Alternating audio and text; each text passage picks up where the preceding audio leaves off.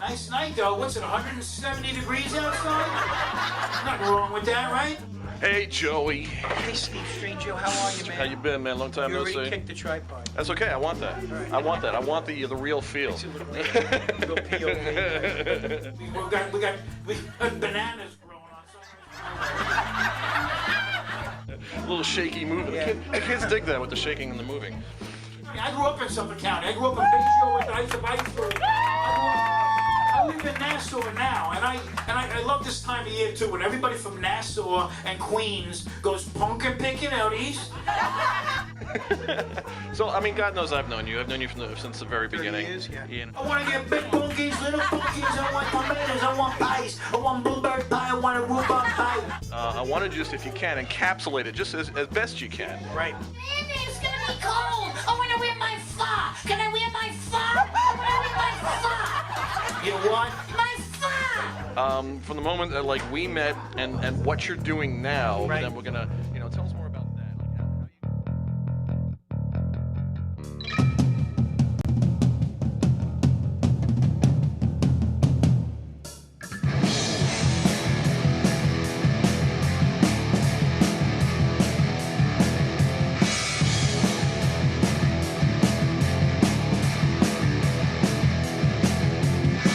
You wanna listen in as the show begins. You're telling all your friends the party never ends. Knock 'em dead.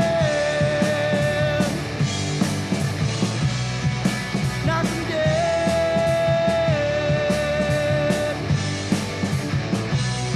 Comedy show.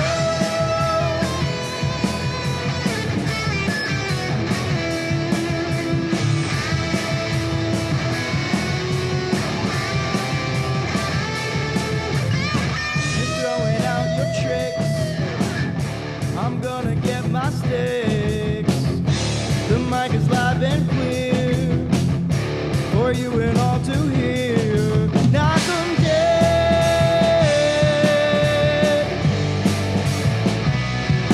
Knock 'em dead.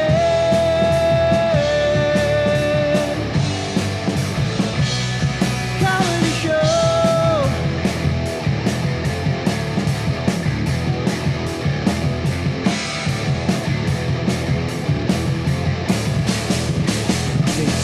They suck. Good morning, everybody.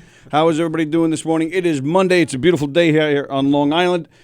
It is the Knock 'em Dead Comedy Radio Show coming at you from govsradio.com over here at Governor's Comedy Club in Levittown, the world-famous Governor's Comedy Club in Levittown.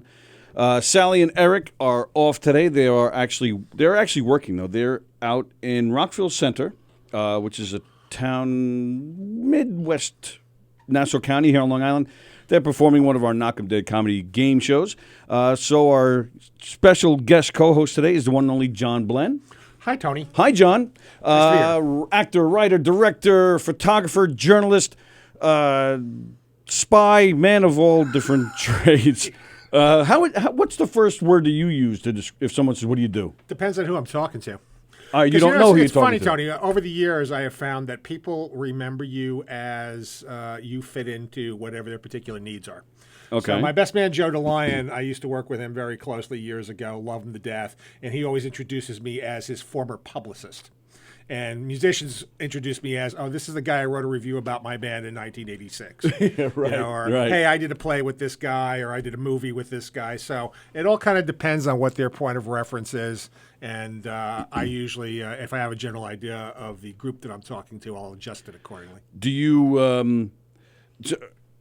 So you're at a party, you're meeting somebody, you're just bullshitting. Hey, how about those Yankees? So you have no idea who the guy is, and he asks you, "So who are you? What do you do?" What's the first thing that comes out of your mouth? Or do you ask him? Do you throw it back on him to find out who he is first? I would say playwright or screenwriter would be the first thing. Screenwriter would be the first thing that I would introduce myself at, because it's probably the work that I'm absolutely most proud of, though I can't really say I've done a whole lot that I'm not proud of.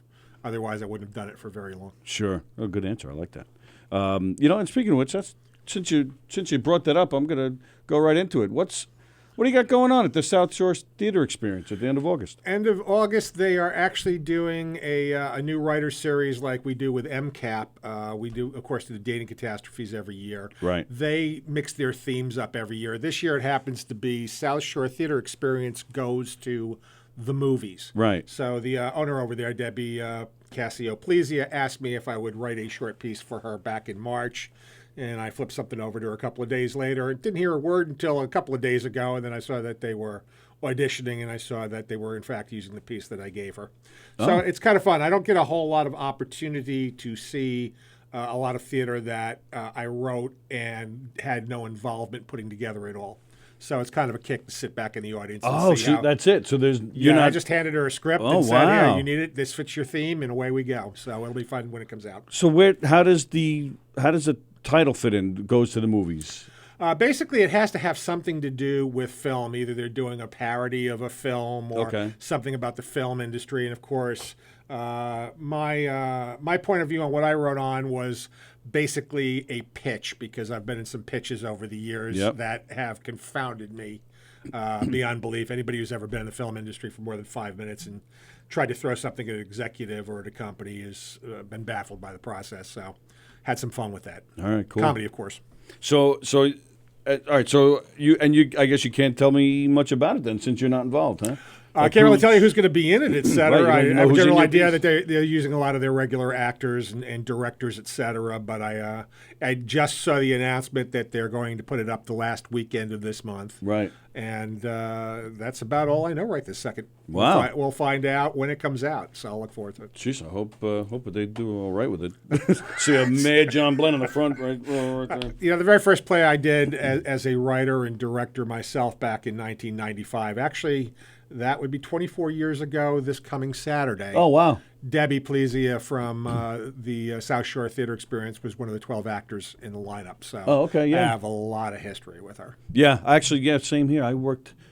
I did a show with her back in 98 or 99, something like that. First time I met her, and she was fantastic. Yeah, Debbie likes to tell people she's like 12 or 13 years of age or something like that, but... This Saturday, you said? Yeah, this Saturday is going to be 24 years since my very first play went up, and also 27 years since I got married. Oh, nice. Well, happy anniversary to you and Joni. Double anniversary. And that's the 17th, yes? 16th. 16th. Oh, okay. Yep. 16th. Because the 17th is the... Wait a second, Friday. Yeah, I'm a day off here. Friday. Oh, all right. Yeah. Well, at least you got the date right. You're right. I'm wrong. Okay. Exactly right. So, Joni, he knew the date.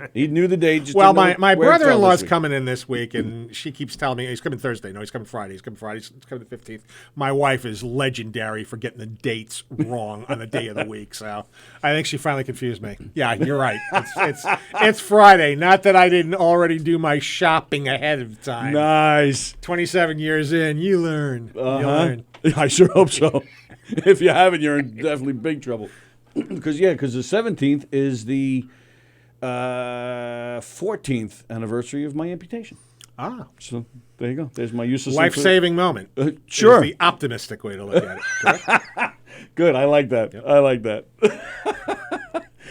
So wedding anniversary, the amputation, right in line there, falls right in line. But this Saturday, I'm actually I'm excited. I'm going to see Ringo this Saturday. Yeah, it'll be a great show. Yep, looking forward because your buddy Steve Lukather is in that. Mm-hmm. Greg Rowley from the guy that he was from the original Santana, and he was the guy that actually started Journey. Him and Neil Schon also had his own band called Storm for a couple of albums. That's right. Yeah. So I'm really looking forward to seeing him. I've never seen him. Ringo for many years, as you know as well as anybody, used to rotate the people in his band year in and year out. Right. He so loves that core group with Warren Ham, who's also in Toto, and Lukather and Colin Hay. It's like, he loves these days to continue to go out with the same guys over and over and over again. Right. And Lukather is, for everything he's accomplished with Toto and his career and as a session man, to him, he'll tell you in a heartbeat the greatest kick in the world is to look to his left and see Ringo standing there. Oh, yeah? Because he grew up listening to the Beatles that inspired him to get into it. He goes, I just have to pinch myself every night. I'm standing there with Ringo, and I was like, I think you kind of earned it. Yeah, absolutely. There's no mistakes been made there. No, not at all. I mean, for those of us that probably around our age, you probably knew Toto for a handful of songs in the 80s, but then, but what a lot of people don't know is how many songs those guys are actually on. It was basically Toto that backed up Michael Jackson on Thriller. Correct. And they've just been everywhere, but Boss their own Gags. hits. Yeah, right. Randy Newman was I Love L.A. I remember was them. And they've been all over, but for their own songs, they never really took off here. Yeah, but they're huge in other parts of the world. Huge. Insanely huge in other places. Yeah, I mean, they played Westbury Music Fair a couple of times on my watch, and they were the openers for Michael McDonald. Wow. And a couple of years ago, I saw them opening up for Boz Scaggs up at Foxwoods. And I thought, why in God's name would you want to follow that band? Right. I mean, for how technically precise they are, and by the time they get to the end of the show and they're reeling off Africa and Rosanna, I really don't think you want to try and top that. But, they opened for a lot of people. Last couple of times I've seen them, they've been headlining, and actually they're headlining all throughout Connecticut in October. Oh, okay. Yeah, and they just did, as you mentioned, we're over in Japan, we're over in Eastern Bloc, over in Europe, and playing to 25, 30, 40,000 people a night. Right, yeah. Yeah, it's funny, but as you know, like the Stray Cats and so many other acts, Twisted Sister in the early days, for whatever reasons, they had to go find their largest audiences abroad. Right. And, it's funny you mentioned the Stray Cats, because even now, they're back together after, 20 years at least, if not more. Nobody barely even knows about it here. Yep. And they're a Long Island band. But they played in England. It was a big deal over there. I don't know. I scratch my head sometimes at that stuff. I don't get it. All right, so Mike Scudero is saying, "Hi, John. Ken Pichelle wants to know about the jersey. What do we got today?" John, if you don't know, sorry to cut you off. If you don't know, if you've ever seen John in any of the shows here at Govs Radio or almost anywhere, he's got a different jersey all the time. And it's very interesting because I learn new things about teams that I never heard of. So, so which team is this? This is actually a Hamilton Bulldogs from Hamilton, Canada, major city halfway between Toronto and Buffalo. This was at the time the Canadiens minor league team. They no longer have a franchise in that city. Oh, wow. And the guy in the back of it, Gervais, was actually a defenseman for the New York Islanders, which would be my primary team. Right. This was a jersey he wore when he was in the minors. Very nice. So, just mixing it up, and today was a red day. Went with green pants, so it's kind of an early Christmas celebration. Yeah. So that was actually going to be my question. Do you have a science to what jersey you're wearing, or it's just, I'll go with that one today? No, actually during school, because I teach at Five Towns College, and momentarily we'll be back there for my 19th year. Nice. I wear hockey jerseys every single class that I teach, and I always wear a different one. I basically, as Mike Scudero calling in would tell you, I dare them to catch me wearing the same one twice in the course of a semester. Hasn't happened in 19 years because, yes, I do keep a list of what I'm wearing. Come on, do you really? I do. And usually I have 380 of them. So literally, if I was called upon to go every day of the year with a different one, I could do it. You have 380 different jerseys. I do. I love hockey. I go see it anywhere. Wait a minute now. All different 380 hockey jerseys? That's correct. Oh, I didn't realize we were just talking about the one sport. 380. Yep. And have you seen all 380 of those teams? Most of them. No, I can't say I've seen every one of them because two things. Number one, when leagues have gone out, and there have been minor league hockeys that have collapsed on themselves. Right. Go on the internet, and all of a sudden, $100 jersey is $25, $20. So yeah, I'll pick them off when they're available and they're out there. And on top of that, when the NHL was on strike a couple of times, that was perfect. Ooh, I could get myself an Islander jersey for $20 because everybody hates the National Hockey League. I let it up at that point. That's the only thing that makes me mad. As we've talked about, I'm a huge baseball guy. That's the only thing that stinks about when a team gets hot. Like right now, my Mets are on fire, even though they lost yesterday, but they're still doing great. Now prices have already spiked back up. Except Diaz jerseys, I think, are probably available at a good price. What was that? 2 years ago when they started selling off, and it was perfect for me because Neil Walker was traded to Milwaukee. You can get Walker Mets jerseys for $10, man. And of course, that worked out perfectly for me, so I stocked up. Bonnie Scalisi says hi to John. Darren Dillon is watching. Hello, Darren Dillon. Darren Dillon and George Gallo. Their show right here on Govs Radio premieres this coming Thursday at 7:30. Looking forward to that. Although I do have a question for you guys, Darren, if you're still there. What do you call on the show? Is it just Gallo and Dylan? Is it George Gallo and Darren Dylan? Do you have a name? I don't even know. But looking forward to that. George Gallo is a very funny guy. Has a big internet following with his funny videos. Anything could happen. Those guys are wild guys. There you go. There's a good tagline. Absolutely. Bonnie says, I've had the honor of him taking my photo more than once. That's right. Hello, Nancy. Hello, Chris Thomas. Hello, Felix. Hello, Zestos. That's a band you have to go check out. Zestos leads a band called Moonflower. They're a Santana tribute. Very cool. Very cool. And they're very... brand new Santana album out, as a matter of fact. That's right. Just released one about a month ago. Yep. Yeah. But he previously... he's another one. He puts out albums like 5 times a year. But just a year or two ago, he got the classic original lineup back together. Yeah, that was a little bit different, and people would cringe to hear people say he uses a formula, but he really hit on a formula that reinvented himself, and he went out and connected to most of the younger, really up-and-coming artists, and really made himself very relevant again by getting into an entirely new audience base and reintroducing himself to the market. And when he put the original Santana back together again, I really loved that because I thought he got back to his roots and did what he really does best. Yeah, absolutely. And I thought it was a great album. But now it's back to whatever current lineup. His wife is that the girl he used to play with Lenny Kravitz, the drummer, Cindy Blackman. I knew it would come to me. Yeah, she's great though. All right. So speaking of which, Darren says they're just calling it Gallo and Dylan. All right, cool. Says he's looking forward to it. Hello, Gina Pacifico Brown. Hello, Gina Conjemi Coffin.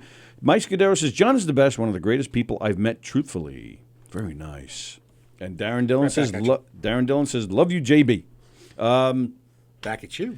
So speaking of my Mets here, what are you thinking here? Your Yankees had a rough weekend. They split 4. They could have easily taken 3 out of 4. They're a fun story to me because I'm not one of those guys like, well, when Stanton gets back, they're more fun to me as like a bunch of lovable underdogs.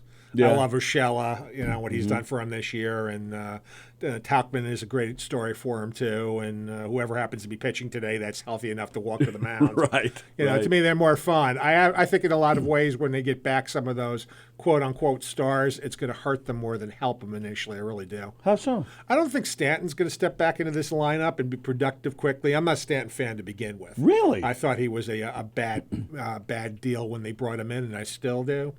And I get a lot of flack, like Yankee fans, like the veins come up in their foreheads the second I say that. But I think Stanton is one of those prototypical guys that's a great player on a bad team. And he hits a lot of home runs because you don't want to walk a guy up 14-1, let him hit a home run. It's 14-2. Save your pitcher's arm and let's get out of here and win by 12 instead of 13. Sure. So chases bad pitches, does not have good plate discipline. To me, the best guy the Yankees have signed in decades is DJ LeMahieu.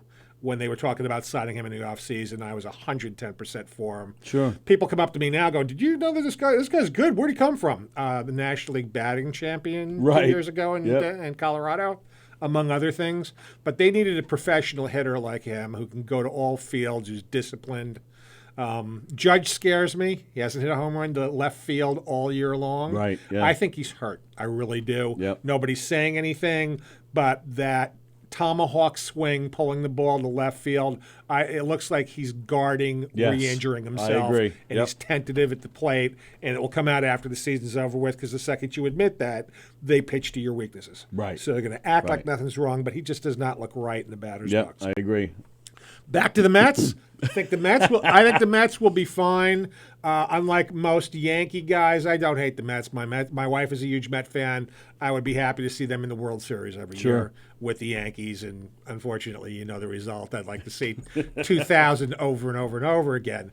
But the National League East is going to come down to one simple bottom line. Whoever's absolutely mediocre and embarrassingly bad closer is the least awful out of the 4 teams. Yep. That's who's going to win. Shane Green comes over from Detroit, to Atlanta and immediately bombs. Yep. Doolittle had a bad game against the Mets over the weekend. And came back usually yesterday. good, but he's also kind of a checkerboard guy. He's on, Yes. he's off, he's on, he's off. Right. No idea who's closing for Philadelphia at the moment because they're rivaling the Yankees in pitching injuries. Robertson's done for the year there. And Diaz, wow. Yeah. What a but that's typical Mets. To get a guy like Diaz and then he Well, flops. you're and- buying into a guy at 57 saves very quietly out in Seattle, where half of Exactly. your audience base are woodland farm creatures. Right. So there's not a lot of pressure. And Right. now it's magnified. And that's a tough thing. A lot, and it's the truth. A lot of guys just can't handle New York, whether it's Yankees or Mets. They just can't. They can't do it.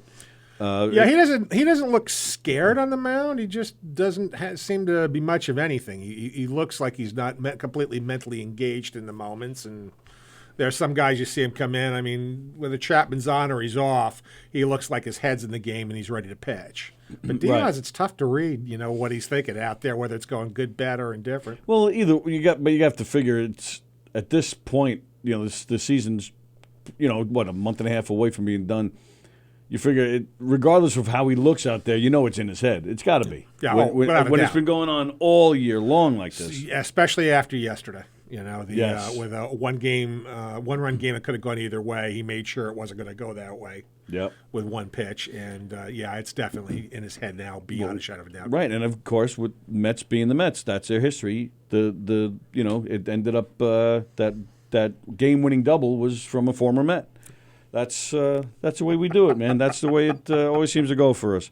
But so that's why I'm happy. I mean, at least at the end of this season here, we can say the season ended up meaning something. Right. I'll take it. I'm happy with that. They're a fun team. They're going to be fun moving Right. forward. Alonso is a wonderful find. McNeil. Usually when you come down to these things, when teams come of age and they become interesting, it's homegrown guys. True. It's guys who came through their farm system Yeah. and have a funny way of leading those teams. And for everybody, the Yankees may have imported with, LeMahieu and Stanton. It's Judge, it's Sanchez, it's Severino when he's healthy, it's Betances. These are guys Right. that came up through their system. Right. This year, Germán, who's been their best pitcher, Right. is homegrown as well. What do you think of Alonso? You think he's a real deal?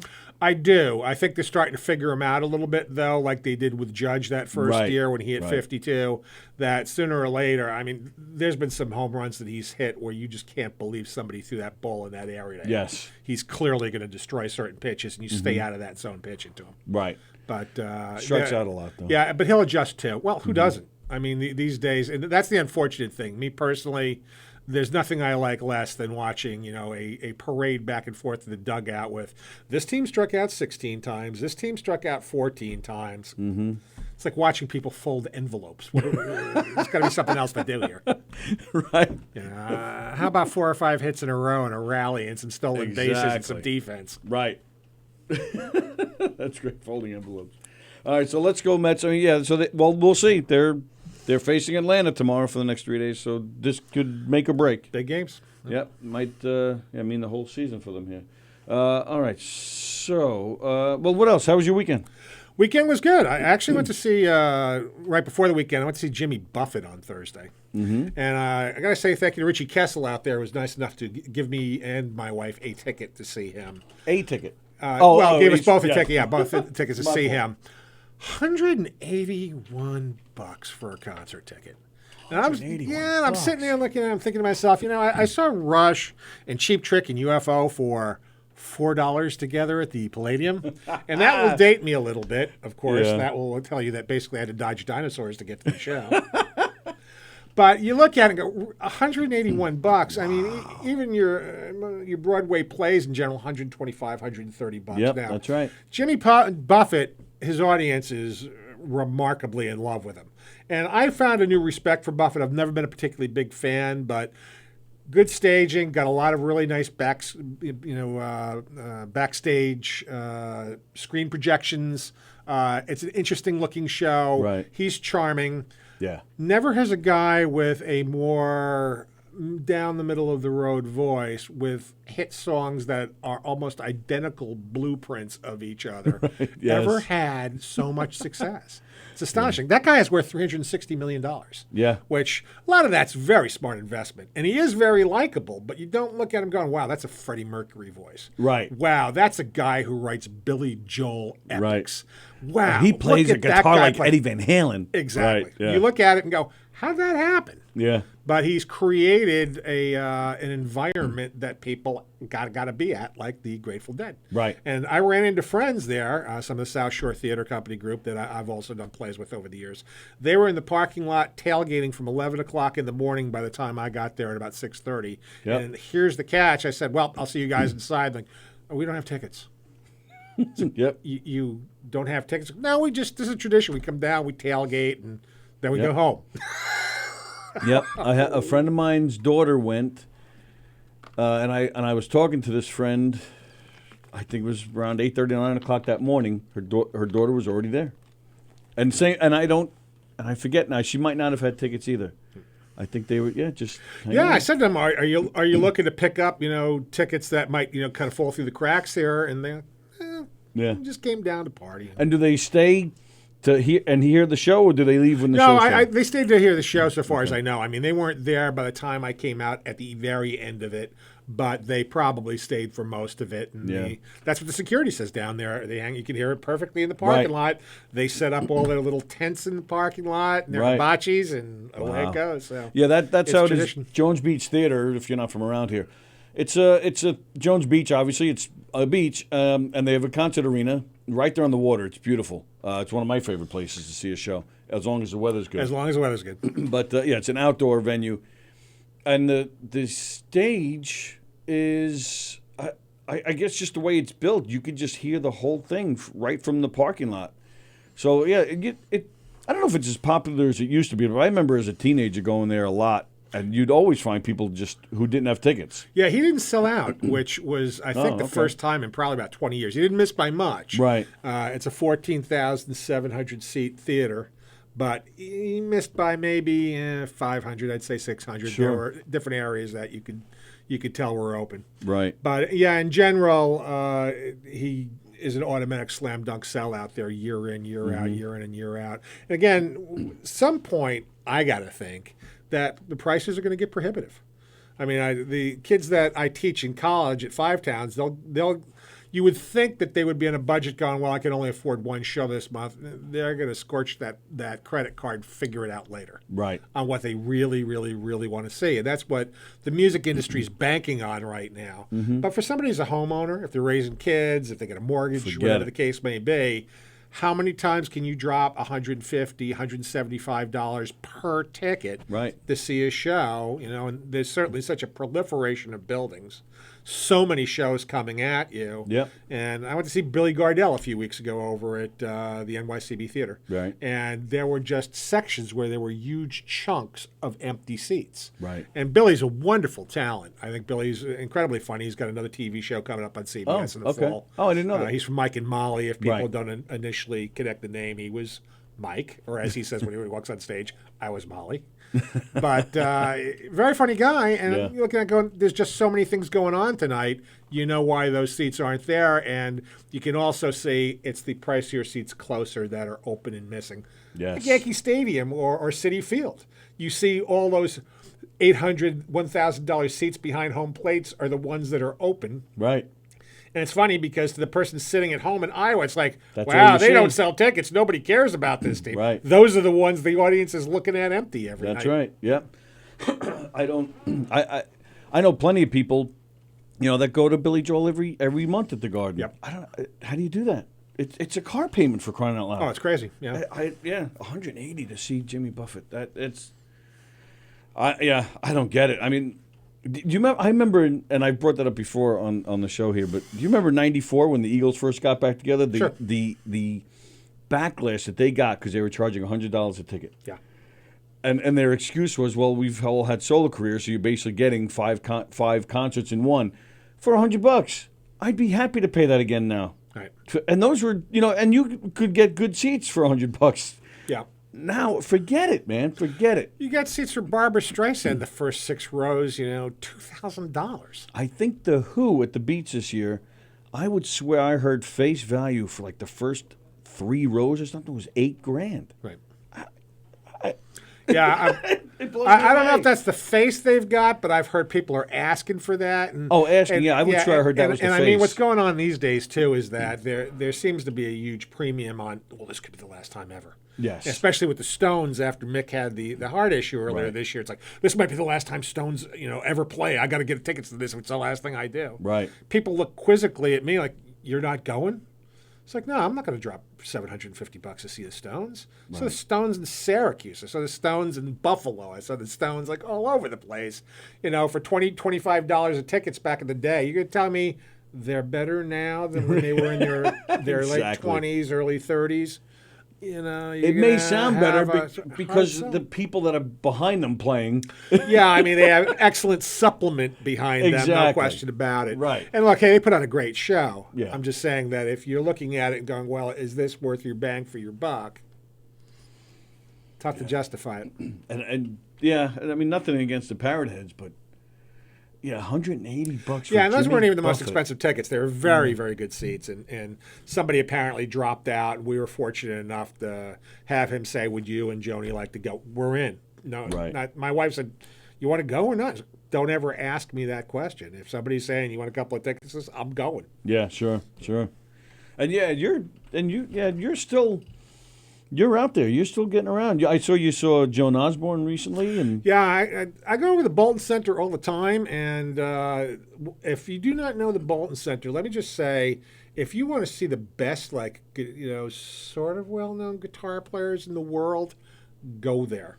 In particular, I think it's October 6th, Davey Knowles is coming in. Nobody knows this guy. I know that guy. Yeah, he is a killer player. Yep. His very first album was actually produced by Peter Frampton. Oh, okay. And it was in a band called Backdoor Slam, but he was also recently touring with the rhythm section of Rory Gallagher, doing a tribute to Rory Gallagher called Band of Friends. But Davey has 4 solo albums, or 5 if you count a greatest live album he just put out. He's got a 6th album coming out later this year. Phenomenal player, but nobody knows him. I didn't know a whole lot about him the first time I saw him there, and he just absolutely was astonishing. Yeah. Lonnie Brooks, who's a brilliant blues guitar player, his son Ronnie is actually there this coming Saturday night. okay. And, That place is it's just a great secret. Yeah, Gary Hoey's playing there. Tinsley Ellis. Oh wow, yeah. So many tremendous guitar players play there. So if you are a guitar head, and the prices are really reasonable too. Yep. Yeah.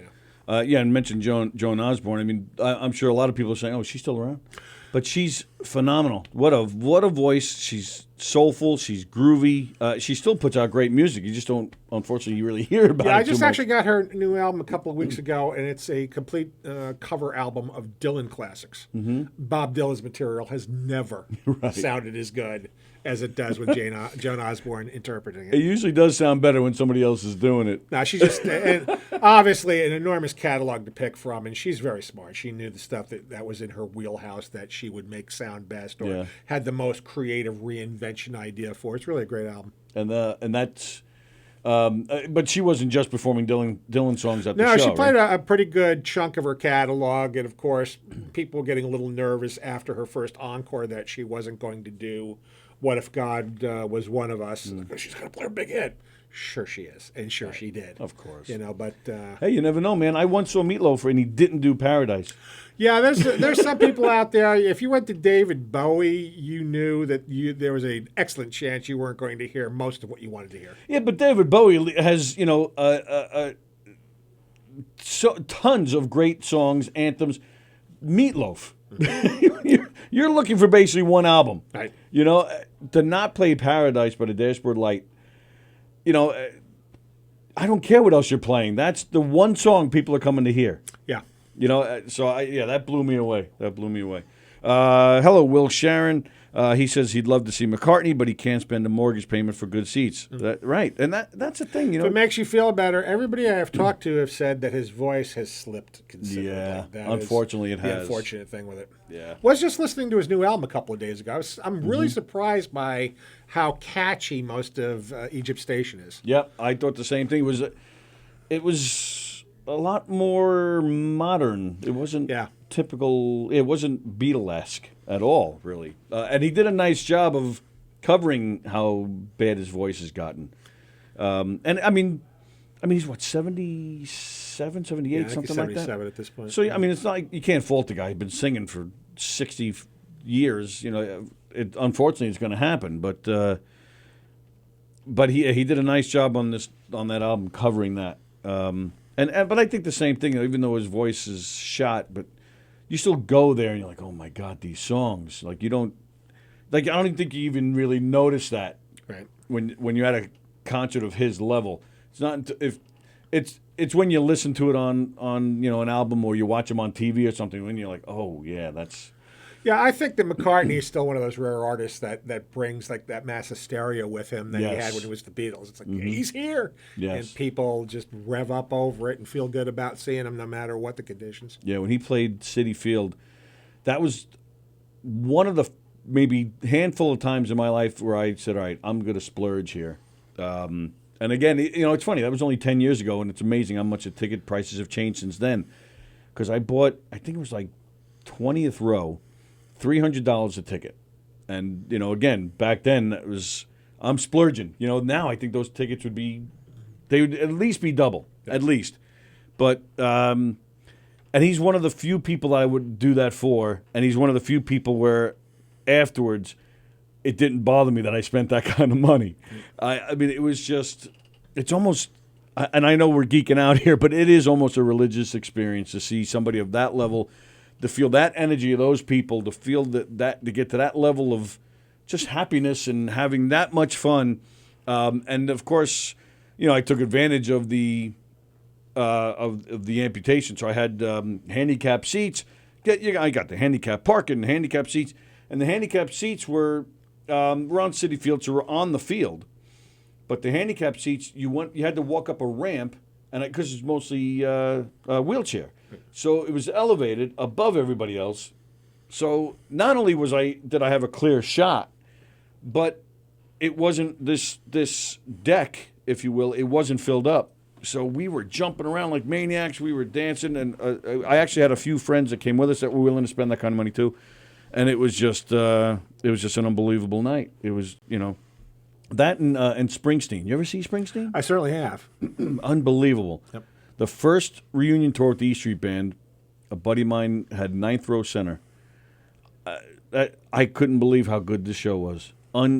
He's probably maybe the best show I've ever seen. Yeah, he's consistent too. I mean, I've seen him in New Jersey where that is the stuff that deities are made of. Saw him at the Nassau Coliseum one year when he actually ushered in New Year's Eve here on Long Island. Wow. And saw him once in Syracuse. And really all three of those shows were pretty much in the same exact neighborhood in terms of delivery and excitement and song selection. So, yeah, he's one of those guys, you know exactly what you're getting wherever you go to see him. And you can't say that about a whole lot of people. And he's still doing it. I mean, was it just maybe 3, 4, 5 years ago he did the longest concert of his career? It's like 4.5 hours or something. It's amazing.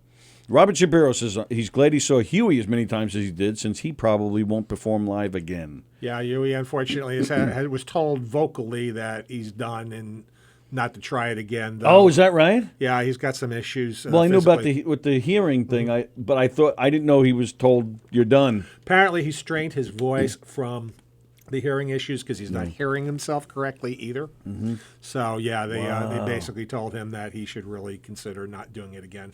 To know Huey Lewis's personality, I've interviewed him a couple of times.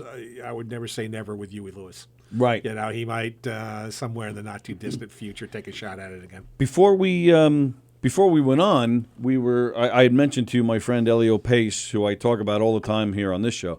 But if you don't know, he's a musician in England. He's currently touring, doing a Billy Joel show. His biggest claim to fame was he was the band leader on a talk show on the BBC, and they played. You know, his band would back up all the musical guests. They backed up everybody from Glenn Campbell to Debbie Reynolds to Huey Lewis to Brian May, everybody. And he did a whole lot of shaking going on with Huey Lewis on the show. And it went over so well that they formed a friendship from that point. And for about maybe 10 years or so now, in Scotland, the big golf course that's there. It's like the mecca of all golf courses. St. Andrew, I think it's called. I'm not a golf guy, so I forget what Me it's neither. called. Yeah, it's just I don't know. I fall asleep. So I think that's what it's called, though, St. Andrew. So they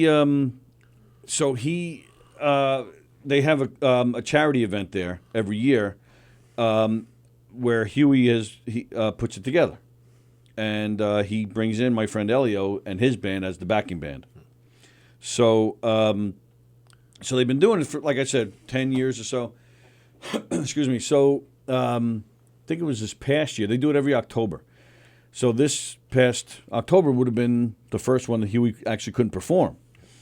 So they're hanging out. They did their sound check, and they were eating dinner before the show, and he said, Huey came running over to him. He was just sitting with his guys eating dinner. Huey came running over. He said, I can hear.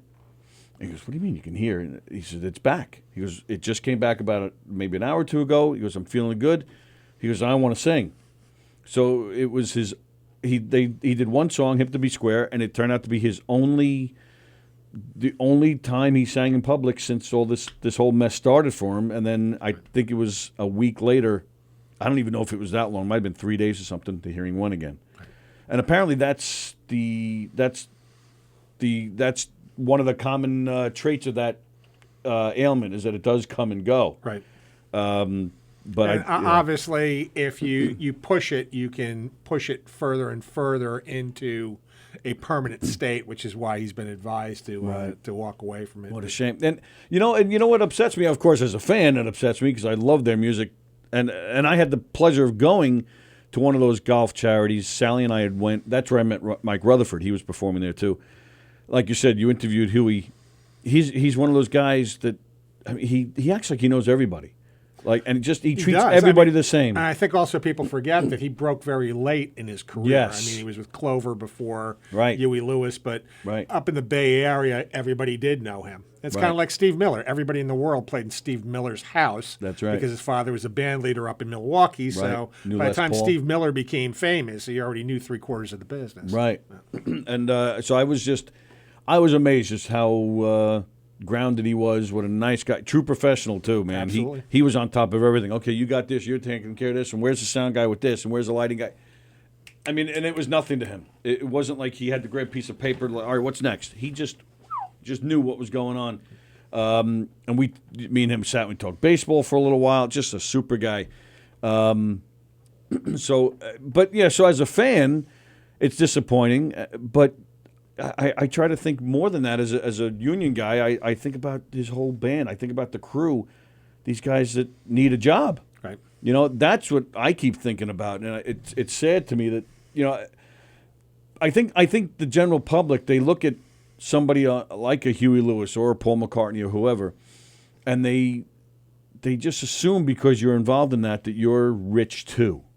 And that's not the case with a lot of these guys. No, I mean, right now, a very dear friend of mine, Eddie Money, of course, has been off the road the second half of this year. He had some valve surgery and then was informed by the doctors to take the remainder of the year off. Right. And Eddie's general attitude, because he just never stands still, he's vibrating when he's asleep. Right. He came out of surgery and figured he'll be back on the road 3 weeks, 4 weeks after the fact, and it'll just pick up like it always was. But he was told no uncertain terms, you're going to need the rest of this year for vocal cords to reheal, et cetera, because of the area of the surgery that they had to do. So he's just kind of getting himself back together again, but his entire backing band. Now what? Right. Keyboard player, guitar player. His guitar player, Tommy Gerben, primary guitar player, because he has a couple of them, does children's shows in Florida and has made children's albums and has another second career running. Okay, He's sure. fine. Right. The rest of those guys, now what? Who you're going to play with? What are you going to pick up? And sure, you hopefully are in those network links where people recommend you for something, and you get it and you do it. And that's the thing I've noticed. Just because we've talked for a while. I personally kind of was a late bloomer just on the island scene. I was doing my thing for a long time, but never got involved with the club or even you or Joey Cola or even certain bands. The Lords of 52nd Street, just became friendly with those guys. It's just all in the past maybe 5 to 10 years. So I'm one of those people. I never realized how these guys. Again, these guys toured with Billy Joel for X amount of years. They went to Japan. They went to Russia. You just assume they all have money, and they don't. They don't. They were just making a living like the rest of us. And then when a gig ends or when somebody has surgery and they can't tour, then you and again you don't even think. Then the crew, the lighting guys, sound guys, they're just working stiffs like the rest of us, right. And it's. Again, that's union guy in me. I always think about those people. Bottom line on it is the first thing they teach you in the business is that the money is where the publishing credits are. Right. If you weren't in on writing those songs, your income just dropped in half. Right. If you're not the name on the marquee, it probably just dropped in half again. Right. So it becomes there are so many guys out there, as you well know, that are longtime musicians, but they're sidemen. Right. And you think, they got to be doing fine. They're just going from gig to gig to gig. And that's it. They're covering their bills, and that's about it. And yep. The larger their family is, the more kids they have, so on and so forth. Exactly. The harder it is to make that work. Pete Jenkins is watching. Pete Jenkins is Elio Pace's manager. We were just talking about Elio, as usual, since I talk about him almost every day. I'm not a stalker. Just ignore the red light coming through the bathroom window. And that's. Did you see that movie, Hired Gun? Did you watch that movie? Yeah. Oh, yeah, absolutely. Very interesting. I did feel they were a little rough on Mr. Joel, but all that aside, just the life of those guys. Any of those guys, whether those it's hired Michael guys. Moore, you take your pick on filmmakers. They have half their story right. told before they start making the movie. Absolutely right. And they've already made up their mind what their perspective is and how they're going to spin that. And right. Yeah, I agree. I thought it was a little harsh. So all that stuff aside, it was still interesting to see the life of. In fact, Steve Lukather is in that. We're talking about Steve Lukather before. He's in that, talking about how, even though he had this successful band, they still hustled and went, did what they had to do. Even a guy like Timothy B. Schmidt, bass player for the Eagles. If you watch their documentary, he said during the time that they were not together, what was that, 14, 15 years, he was out there hustling. Timothy B. Schmidt was just at the Bolton Center this year doing a solo show. Oh, was he? Yep. See, that's what bothers me about the Bolton Center. They don't advertise their stuff, man. When I saw Joan Osborne there, I was like, shit, I would love to have seen Joan Osborne. She really is. I love Joan Osborne. Timothy B. Schmidt I would pay a little extra to go see him. He's one of those people that never gets recognized for anything. I think he's fantastic. Son of a bitch. When was he there? I'm going to say April. I had no idea. Yeah, he's been there a couple of times, actually. Really? Richard Marx has been there a couple of times. Okay. They get some really interesting mixes of people, not just the guitar players, a lot of different people. Yeah, absolutely. Wow. Wow, that's something. So a really fascinating band there at the end of July called the Blues Beatles, and they are out of Brazil. Ask you about them too. And they're a 6-piece, and these guys are monster players. They do the Beatles stuff in blues style. Mm-hmm. It's cool. It's not a tribute band. They're not trying to look like them. They're not trying to cop the style. These guys just fell in love with Beatles music and came up with their own idea on how to interpret the music and play the music. And actually, Michelle over at the theater there, who is their operational officer and booking agent, was the first person to ever bring them into the United States. Oh, no kidding. Yeah, and they've been here, I think, 3 or 4 years in a row, but they were remarkable. I'd never seen them before. Oh, is that right? They've been there 3 or 4 years in a row? Yep. So see, again, I don't know that Now they're stuff. starting to branch out to some other cities, but they used to just play there in North America. That was it. Jeez. Yeah, see, they must have a subscribes list, the email blast or something. Oh, yeah, I got to get in on that. They got a website if you go looking for it. The stuff's always up there. I got to look for it because, I've known about these guys for a few years. I would love to have seen them. I'm going to put some of them on right now if you don't know who they are.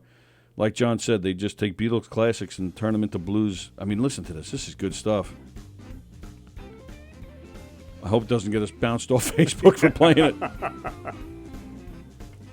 We had Benny Rizzuti on here last. You must know sure. Benny. I've been to Benny's show a couple times. See, I love this. That's actually what they opened up with. That. Oh, really? Yeah. I gotta get them in here. I definitely got to get these guys in here. So we had Benny in here, and he's a big Deadhead. So I was putting some We weren't even playing. We just had it on in the background, like I'm doing with this, and it got us booted off Facebook and YouTube. So now the damn video can't be seen anywhere. Poor Benny. So So, but all right, now seeing these guys though, does it?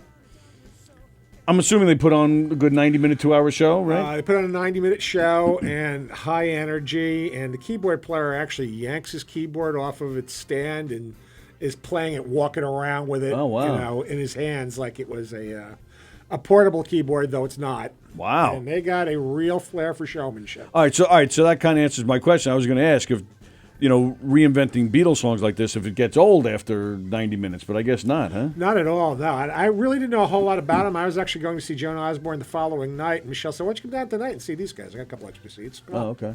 So I went down to catch them. She's like, you don't want to miss this. And when I saw it, she's right. I didn't want to miss it. Yeah.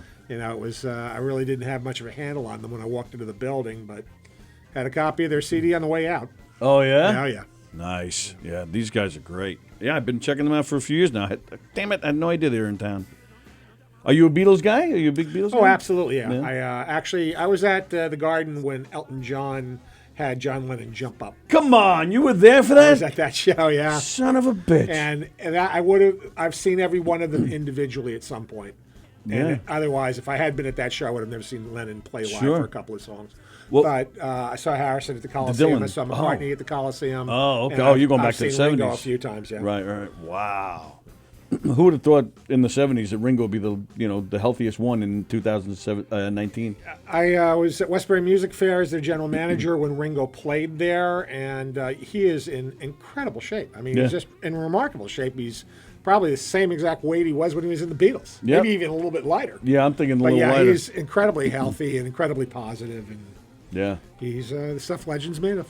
He's actually usually the weakest one in his bands. The heavy hitters he gets. Yeah and no. I mean, I don't think anybody's going to confuse Ringo's singing voice with Pavarotti, but Right. As a player, you can ask just about any musician in the business; they'll tell you he keeps Oh, a beat yes. as well as anybody who ever got behind a kit. I mean, as far as the song selection, Mm-hmm. like I'll take Rosanna in Africa over Act Naturally any day. Right. So that's what I meant. The songs, not musicianship. Oh yeah, everybody says. Yeah, he's the it's funny. best Whenever drummer. people say to me, "What's the greatest cover band you've ever seen?" Ringo. Because somebody in that band is always covering somebody else's song every Sure. song of the set. Yep. And I've noticed how a lot of those guys that he brings on, it must spark something in them because then a year or so later they're back with the original band that they were famous for in the first place. Right. Jack Bruce went back to had Cream back for a little while. Randy Bachman, Right. Todd Rundgren, Right. Walsh. Right. Even guys from the E Street Band, the guys from the band themselves, the band. Just a lot of great players, and unfortunately, a lot of them have passed away too. But it's just it's like turning on your FM radio every time you see them. It's fantastic. Yeah, it's great stuff. So the Blues Beatles, man, that stinks. I saw that on your Facebook. Son of a bitch. Yeah, and you're still all over the place, huh? You're still getting out there. The comedy clubs, the concerts. Yeah, well, I've been a journalist actually 42 years because I wrote for my college newspaper in '77 when I first went to Nassau Community for the first time. Right. Then on to Hofstra, and then from there, Good Times, Island Ear, loads of papers, music paper, Long Island Entertainment, Newsday. And it's always been something going on in my life at some point. They're teaching journalism these days over at Five Towns. But yeah, I've probably been out and around more in the circuit lately because I'm working on a couple of books. Oh. So still taking in information, catching up to people, getting information. It's if you're going to do it right, it's a lengthy undertaking. Oh, absolutely. But I think that there's probably a void there where a couple of different stories out here on the island have never really been told the way they should be. Oh, interesting. So that's the end game. Are we giving something away if I ask for an example on that? No, one of them is about the glory days of comedy out here on Long Island back in the 80s till basically the turn of the century. And I mean, it's not a coincidence that this island created people like Jerry Seinfeld and Eddie Murphy and Billy Crystal and Lenny Kevin Bruce, James, Ray Romano. All those guys are born out of our circuit. Though Romano's a Queens guy, Lenny Bruce, even Alan King was a Long Island guy. That's right. Yeah. But back in the 80s, right after Dixon's White House and East Side cropped up, the 80s were really Camelot on Long Island. It's a remarkable tale of who came through here and how some of the guys made it, how some of the guys didn't make it, that in many cases were even better than some of the guys who did. Sure. So, yeah, that's been a work in progress for a while. And the other was just basically on my career out here, having done all these different things and Yep. in and out of the music industry on the island and the area and so on and so forth. So. Wow. And do you feel that's still the case? Like even now, there's still people that, you know, are better than some of the people that are known? Like, do you feel that's still the case now? Without a doubt. And I mean, as the old saying goes, everybody comes from somewhere. You know, who's the next great artist off of Long Island? You could sit here and have conjecture till the cows come home. You'll know it right after they achieve it. Yeah. Some people you can kind of see coming because they have an unusual writing approach. They've got a different way of looking at things. To me, that's what I always look at, that anybody that's going to achieve any kind of greatness is a great writer. They're a great conceptualist. Sure. You know, some comedians think, well, I'm just adorable to look at, or I'm charming, or, you know, no matter what I say, it just magically falls out of my mouth funny. You're asking people to pay to hear you talk. So what do you got to say that they want to hear? Yep. Are you connecting with them? And ultimately, you're not a bad comic because you're not doing material about raising kids and paying the mortgage and taxes and living on Long Island and commuting to work. You're just not going to talk to that audience because they're not interested in how drunk you were in your dorm room. Right. That's not the end audience, and vice versa. Right. You know, college kids are not going to walk in going, God, it's incredible how funny he is talking about coaching a little league team. Who cares? Mm-hmm. You need to find that audience, and ultimately, when you connect with the audience you're looking for, do you or don't you speak to them about what they want to hear? Because they'll keep coming if you do, and they won't come for very long if you don't. Sure. And same thing musically. I think, actually, very simple statement, quote by Morrissey of the Smiths. Hey, Mr. DJ, just play something about something in my life. And it's, Okay. What do you want to hear a song about? Something you relate to. Right. You know, hey, I can't kick this heroin habit is not necessarily going to connect to a priest in general who's looking for snappy pop music to, Right. like, you know, bicycle down the beachfront with. You know, so it is, again, the end audience. Do you find the audience that wants to hear what you have to say? Wow. Yeah, that's exactly why you know, in the world of comedy, I've tried everything but stand-up because it's that pressure of feeling, I got to be smart up here. I got to say something really terribly original. Right. Which, yeah, Will Sharon. Well, you have to be prepared. I mean, that's Well, yeah. Ultimately, anything you do is prepared performance. Will Sharon says, can't forget Long Island created him too. It's the category of never was. Come on, Will. Will also. Well, you have done just fine, and there's a whole lot Absolutely. of tomorrow, so Nice. I ain't buying that. Will's one of my favorites. And he wants to know if you've ever seen Christine Kingfish. The kid is a great guitarist. No. I don't even know that However, name. I did have somebody just drop that name by me a week or so ago. Oh, wow, that's funny. Actually, over at, of all places, the Belmore Library.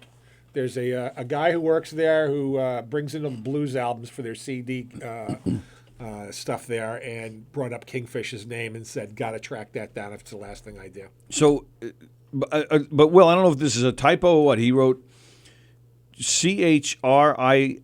Is it supposed to be Christine, or is it actually Christone? So I don't know if this is a guy or a girl. I said Christine to you, I think but it might be a guy, but so maybe it is Christone? The guy at the library said just simply Kingfish. You got to listen to Kingfish. Oh yeah. And it was stressing it wasn't the old Bob Weir Kingfish.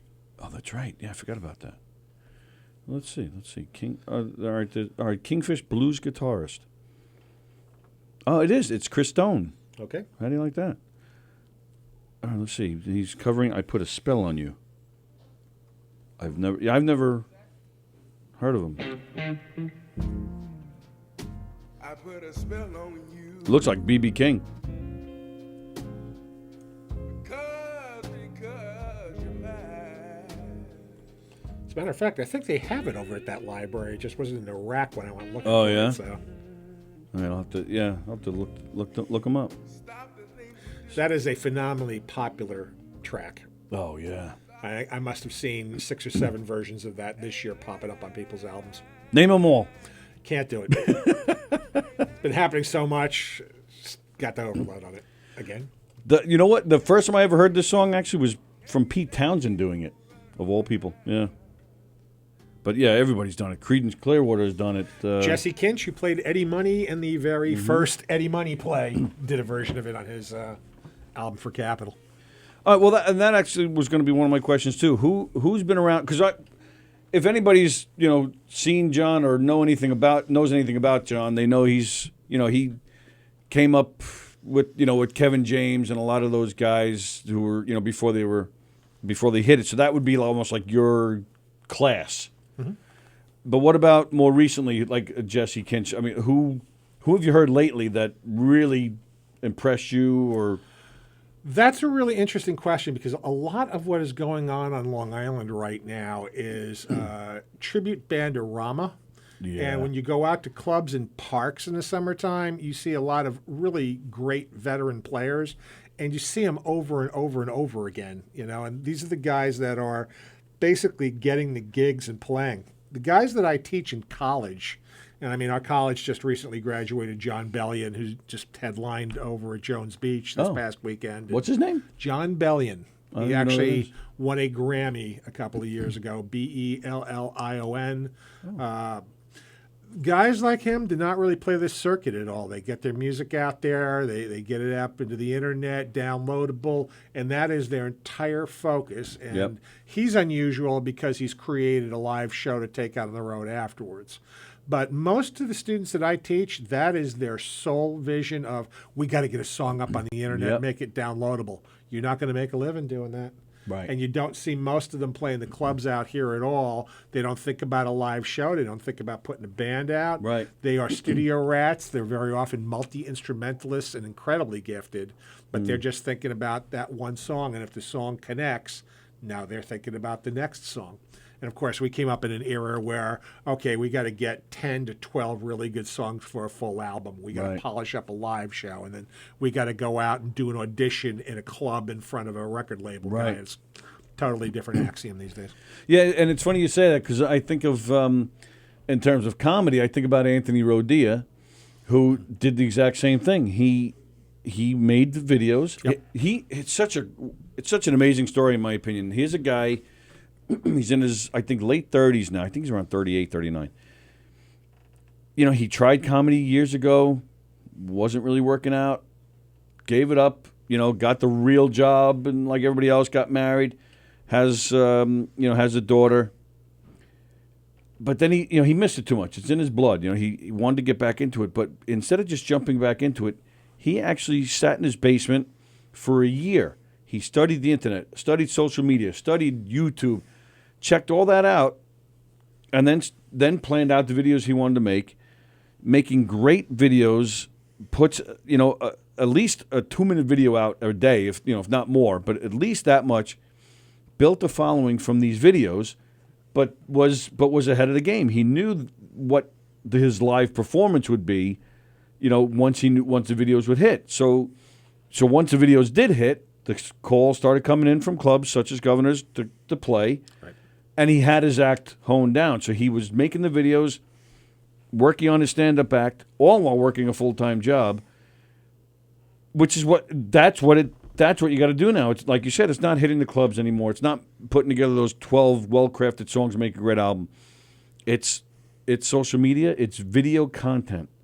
And not to say it's not hard work. I'm not trying to knock it at all. I mean, if anything, it's probably harder than putting 12 songs together, because you have months to do that. Right.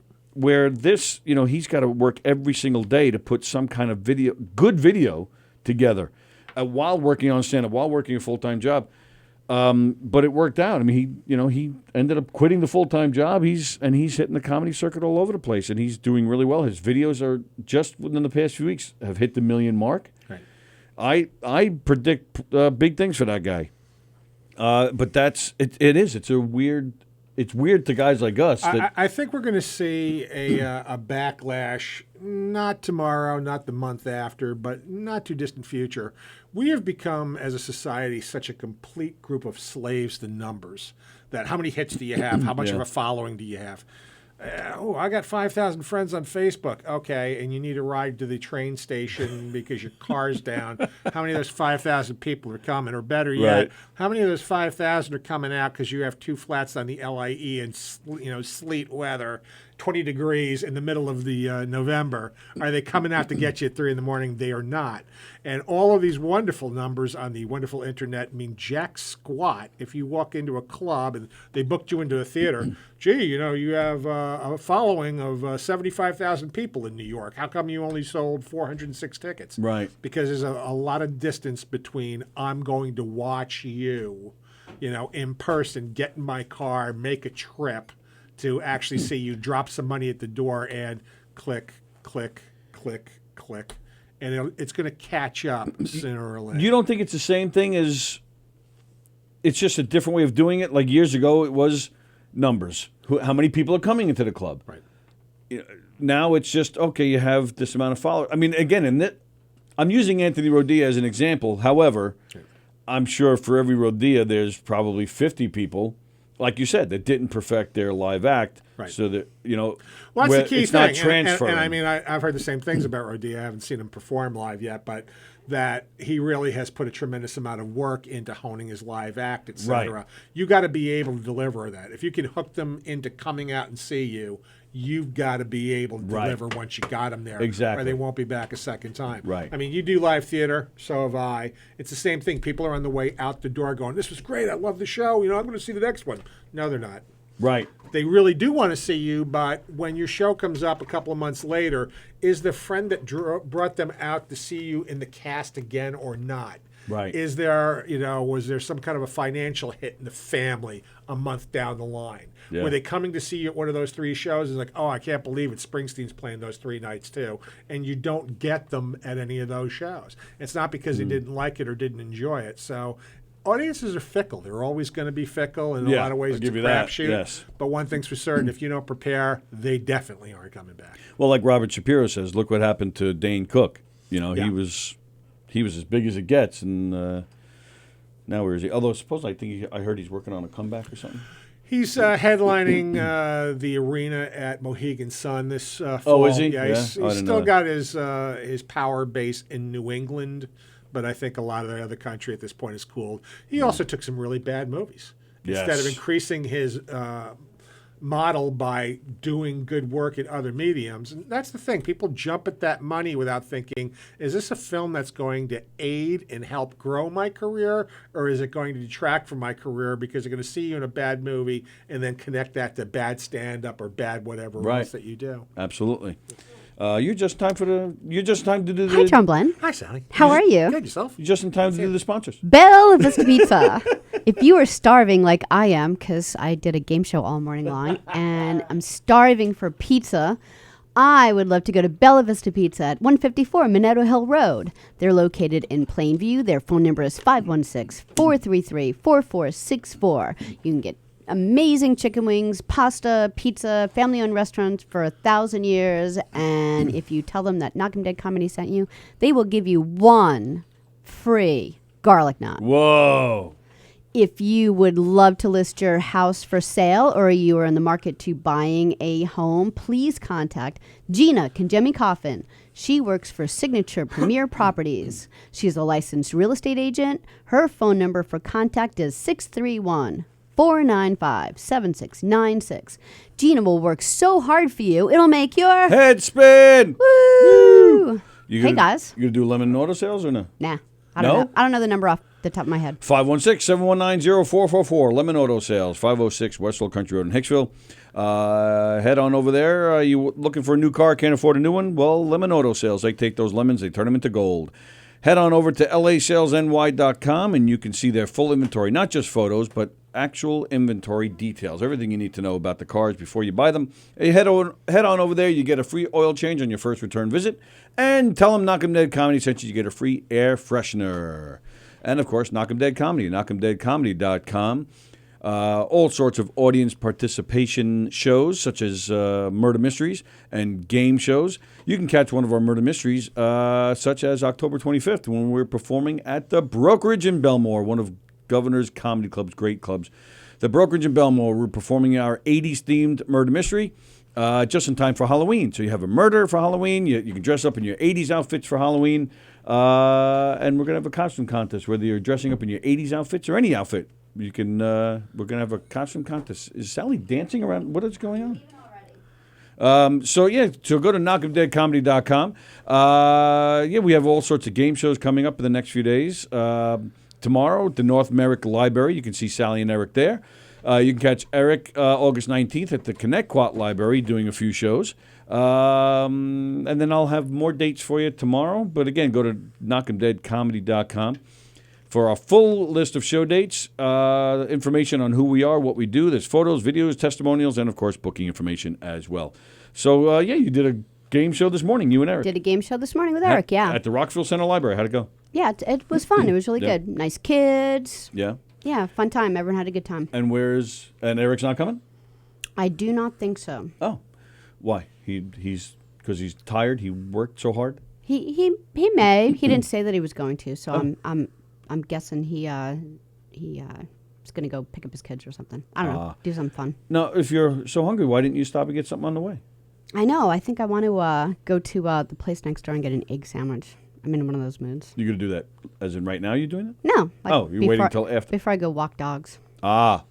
All right. So We had game shows this weekend too. Like I'm you and sorry, I. what? You and I had game shows this weekend too. We do? There were last week. This the weekend. Other day. Yes. Yeah. I don't know if Yes. you talked about that. There were a lot of kids. I did not. Eric and I are actually doing a game show tonight at McGuire's in Bohemia. It's I don't even know if it's open to the public or not. I do know there's a particular group that's coming in for it, but I don't know, maybe they'll let you in for $85. No, I'm kidding. We performed at the Syosset Library on Saturday. It's a lot They're of a people. smart bunch up there in Syosset. They're smarter than me, man. Well, there were 2 shows, and the Yeah. ages were between like mostly 7 and 11, right? Pretty much. I thought. Kind of. I think it was the second show the had a lot bell of curve, like a little, maybe like. I think it was the second show had a lot of 5-year-olds. Yeah, A maybe. lot of 5-year-olds. I was running out of questions for that age group. The first show was sold out. Yes. So there were a million of them, and So then it was around 100. But they were so people. nice and smart. Like Yeah. like Tony even said something to the effect of, "Oh, you guys have to go back to school in a month," and they went, "Yay!" Mm-hmm. And then Tony asked if they wanted Disney questions, and I think they yelled out math. Well, I was going through all the different topics that we it's random trivia. So I said, we're going to cover Disney, and I got maybe one kid. Yeah. We're going to cover music, 2 kids. We're going to cover science.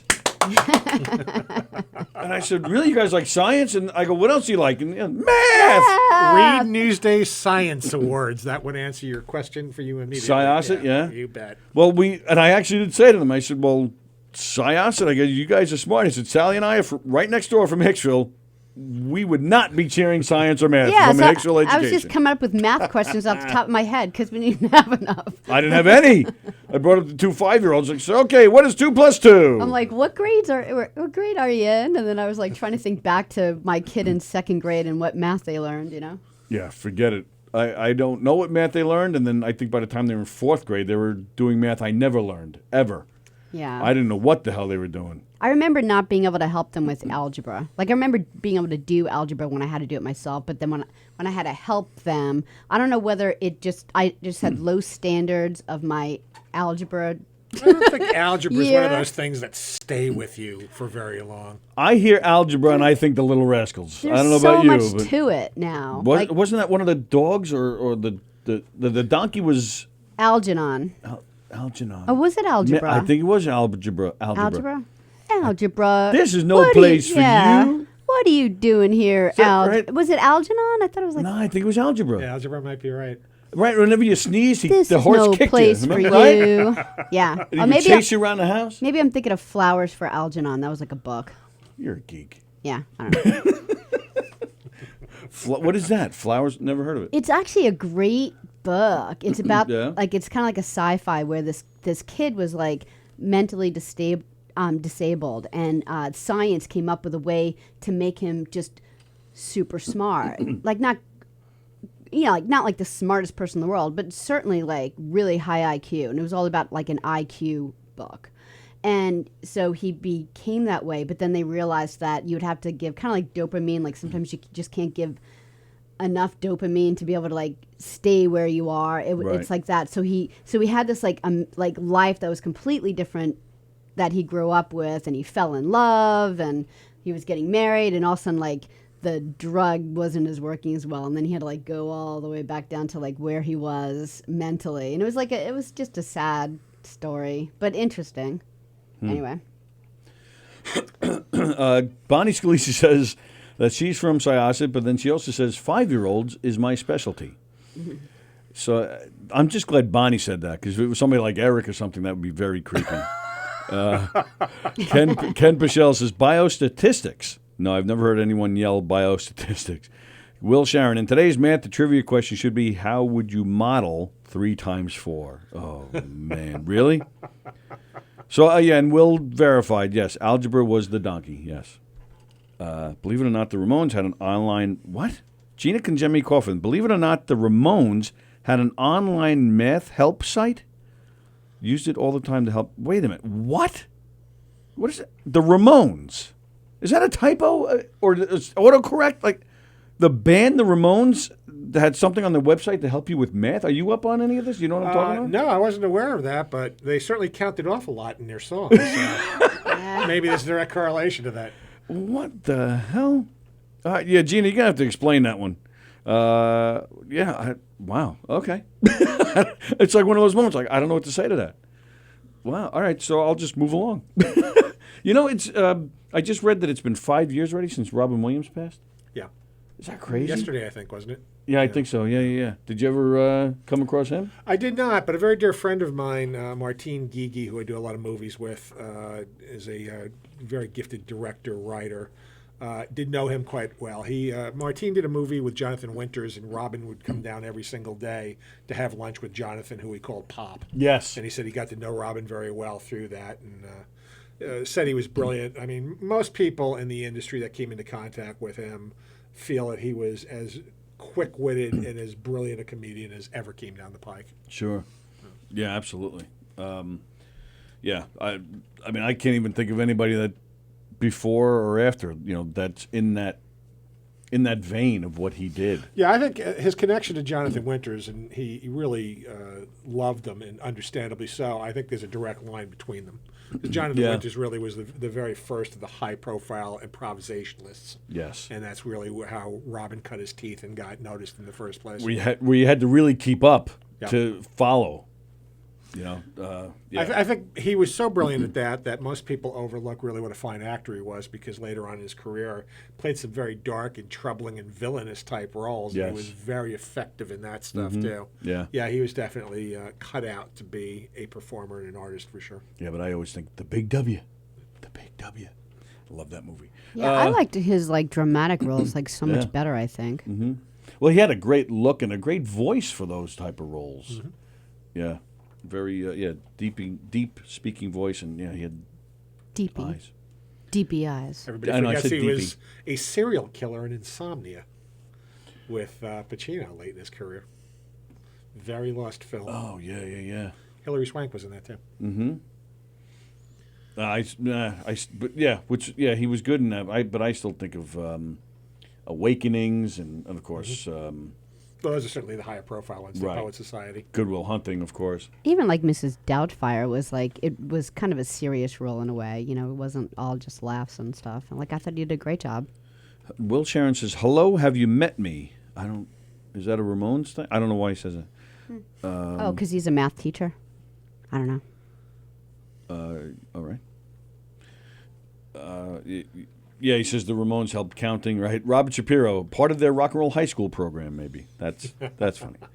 All right. And Gina Conjemi Coffin, her husband Jack, works on movie sets. He's in the lighting world. He said Jack worked with Robin, said it was amazing to watch at work, and a hell of a nice guy. Yeah. You know what? I had something I wanted to ask you, since you're, from your days at Westbury Music Fair. General manager, right? Correct. Your title. We were talking about Billy Joel and stuff earlier, and how he does his monthly shows at Madison Square Garden. There was recently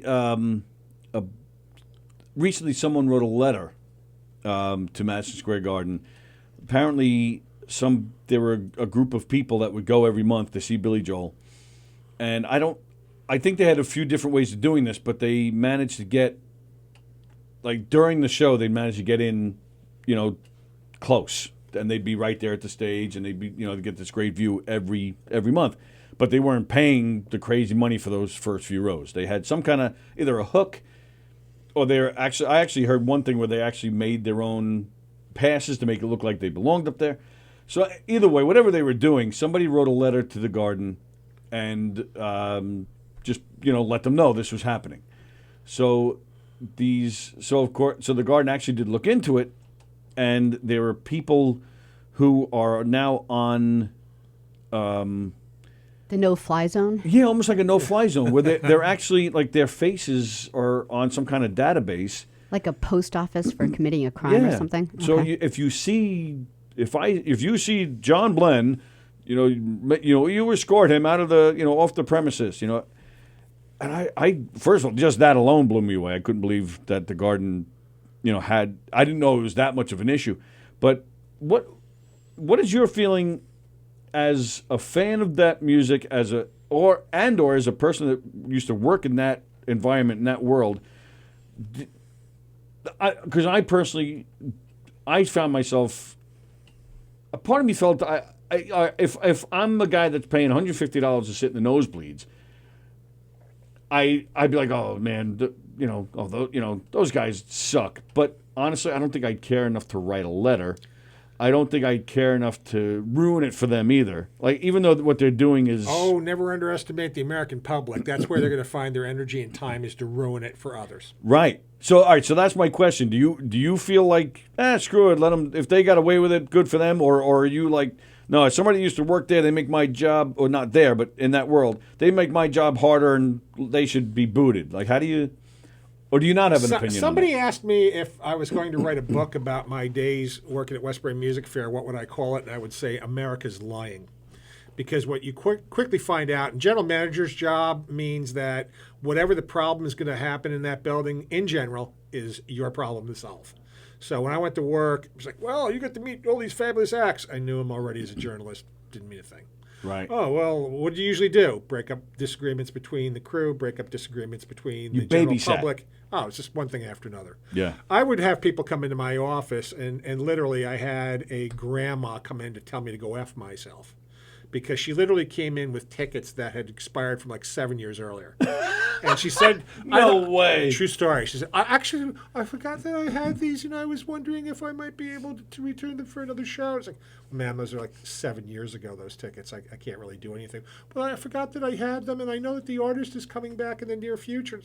Well, first of all, you bought those tickets when it was owned by Goober and Gross, and it was a private-owned business, which was then bought by SFX for a year, which in turn was bought by Live Nation after that ago. You bought that from 2 companies ago. Right. And we can't redeem those for you because we didn't even get the money in the first place. Right.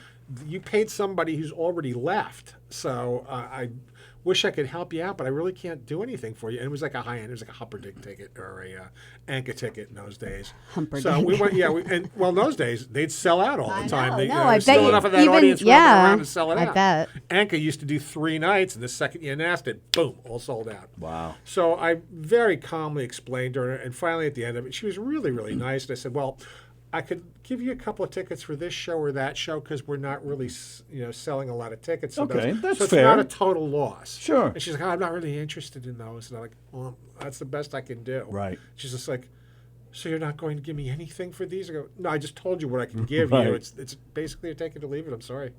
Well, in that case, you can go in for yourself. Wow. What? And I looked around. Well, Humperdinck is like the Beatles to her, you know? My administrative assistant just sitting there, looks up and goes, and goes back to what she was doing, like, yeah, you heard it. I'm going to verify you just heard what you thought you heard. I was like, well, I will certainly take that under consideration, and you have a lovely day, man. I had a woman screaming and yelling at me, all of the veins coming out in her neck because she came to see a children's version of The Wizard of Oz. Okay. And this guy, Bill Gates from New Jersey, used to bring his company in to do it. The thing about children's theater is, well, first of all, are you a Wizard of Oz fan? Sure. The first Wizard of Oz movie, do you remember it? Yeah. what is it? Color or black and white? Both. Yeah, there's a black and white version, just called The Wizard before The Wizard of Oz. Oh, I never knew that. It's pretty much adapted from the book. Is The Wizard of Oz faithful to the book? Not particularly. No. This woman is screaming and yelling at me that Dorothy has the wrong colored checked skirt. She's upset because where's Toto? Toto's got to be there. Toto isn't on the stage at the moment. She's carrying a stuffed Toto. Yeah. She's just like, you should have a real dog. And it's a $9 ticket, ma'am. Yeah. So we're going back and forth on this. Meanwhile, the little kid's standing right there. We don't And have an animal the trainer kid's- in the budget. Right. The kid's picking his nose and eating it. I'm going, are you having fun? He's like, yes. It's like, is this the best time ever? He's like, uh-huh. And meanwhile, mother's like, well, I think the only right thing to do is give us tickets for next week's show, blah, blah, blah. And it's very, very clear that she's trying to maneuver herself for free tickets the following week. Right. Whether she can't afford both weeks, whether she just wants something for nothing, but she's just inventing. And meanwhile, the kid's like, can't we go back in, Mom? Can't Right. we? And pulling on her. Wait, I'm not done yet. Wow. So finally, at the end of it, she goes completely berserk and goes, and there's no wicked witch. There is, I've been watching this for 20 minutes. There's no damn wicked witch. There has to be a wicked witch. And by this time, the entire lobby's looking at her, and I went, ma'am, I can assure you that tonight there are at least 2 wicked witches in the building. But the one that you are looking for should be on stage right about now. Wow. I go, and other than that, you enjoy the rest of the show there, pal. And she's like, I'm never coming back here again. Okay. So, of course, 2 weeks down the line, she's back for a different children's show with the kid because they are going to come back. But that's what they do. They invent things and they create Right. those kind of problems. To try to get something for You guys free. were unbelievably helpful. I'm writing a thank you letter. It's never coming. If somebody sat in front of them and wouldn't take off their red hat, as the red hat groups won't do, That's true. you got a letter 4 pages long about what kind of an operation are you running. This woman wouldn't take her red hat off in front of me, blah, blah, blah. You know, it's unconscionable. People are paying good money for tickets. And of course, my response when I called her back was, did you come up to the office? I would have moved you someplace else. Right. That's not my responsibility. I have to walk all the way back up to the office. You should make that woman take her hat off. You're getting into civil rights here, ma'am. Right. That's the public. And I think I'd rather deal with her than one of the red hats. I'm not telling yeah. a red hat to take their hat off. They're I'm tough. not doing Yeah, it. they're ready to. They come in looking for a battle. It's half So- of their entertainment for the day. Ken Pichel asked some questions about the Billy Joel issue. He said, Okay. isn't there some kind of release to go up closer? And also, do any of them know any of the band members? Well, And I had a question on it because I kind of know the group. How many of them are doing that or were doing that? I don't know.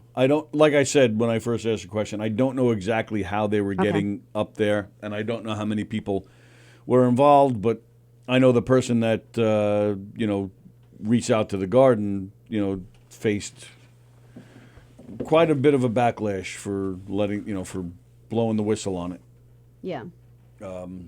Yeah, that's all I really pretty much know about it. Jeff Bosey says he loves John's stories about Westbury.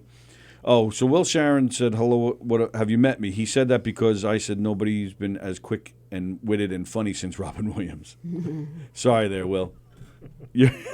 He's putting together his own show, Pork from Ork. Will also said, I want to redeem my tickets for last year's Charlie Brown Christmas. Snoopy wasn't a real dancing beagle. Line forms left. That's great. Mark White is watching. Hello, Mark White from the Spin Doctors. Hey, Mark White. We were actually talking about that earlier, how a lot of the side guys in famous bands, they just have to make their money, because they're just backing musicians. But in Mark's case, I think he's, made a career from Two Princes. I think he's totally set for life because his, songwriting credit is there, So, which is a huge difference. I think it was you or somebody maybe commented that it's all about the publishing. The songwriting credits, that makes a big difference. And smart banking. Yeah, absolutely. Yeah. I was curious what your take was on Yeah, I that. think there's a lot of sour grapes with that. I mean, there's the whole keeping up with the Joneses has reached an entirely different level at this particular point in time. I agree. Who was it? Somebody said that I think it was Scott Baker was here last week, Friday, and he said that we've become a society where we're not we don't look at anybody and just, they got theirs or happy that they got theirs. It's what has he got and how do I get it too? Yep. Yeah, which is kind of sad in my opinion. Not to get too much into politics, but I do feel that's why now these days we all have to pay for our health care. The days where, you get a good health care package with a job, eventually somebody came up with that idea, we can make them pay. And society, instead of being happy for the people that didn't have to pay and that still weren't paying, they just became, oh, no, I'm paying, he's got to pay too. Right. And now it's the norm where everybody pays. And just like with the concert tickets, how expensive they are, I don't know how affording health care is just insane prices. We've talked about it. Yeah, I don't know. Yeah. It's just... I just got a text. Northwell Health values your feedback. Please take a survey. Oh, that's funny. I know. Well, Northwell Health, I shouldn't be paying for my health care. So what is what? Where'd it go? I had a question for John and I lost it. So I asked you earlier what if someone asks what you do, what your first answer is. But what do you consider yourself, or what how do you see yourself just as writer, or just director, or do you have just I'm an entertainer? I think that I see myself as a writer first and foremost. That's led to everything that I've done in my life. I said the last time I was on the show, I left college at Hofstra with designs on becoming a radio DJ, a show host, BAB or LIR or whatever. And as it turned out, it's about the only thing I haven't done professionally in my life, and I have zero regrets. Oh, nice. Because by being a journalist and writer, introduced me to a lot of really interesting people, introduced me to the comedy circuit, introduced me to the music scenes, introduced me to the theater scenes, led to me being in movies and working with people, led me to being able to do theater and stage plays and put them up on stage. Everything emanated out from first becoming a journalist and a writer. And, of course, that led to being offered the job to run Westbury Music Fair, and before that, to become their publicist for a while, to becoming a college professor. I have always been a very reactionary person. So when people say to me, hey, can I talk to you about a job? Can I maybe convince you to come work for me? I will always take an interview, always sit down. What do you got to say? I might say, hey, I don't think we've got a good fit here, or I don't think I'm exactly what you're looking for. But every now and then, like something like Five Towns, yeah, I think I could do that. I'd like to give that a shot. And heading into a 19th year, I guess I have an acumen at it, or they would have asked me to hit the road a long time ago. Right. But I would say writer is the short form, easiest way to get to it. And okay. Nice. Just me. All right, now shifting gears. As a guy, a big lover of music, and who had his own publication and has worked at a major venue, favorite type of music? I know you're big like UFO, so you're like kind of a prog guy almost. I don't think that's probably the hardest, even harder than categorizing what I do for a living or how people think of me.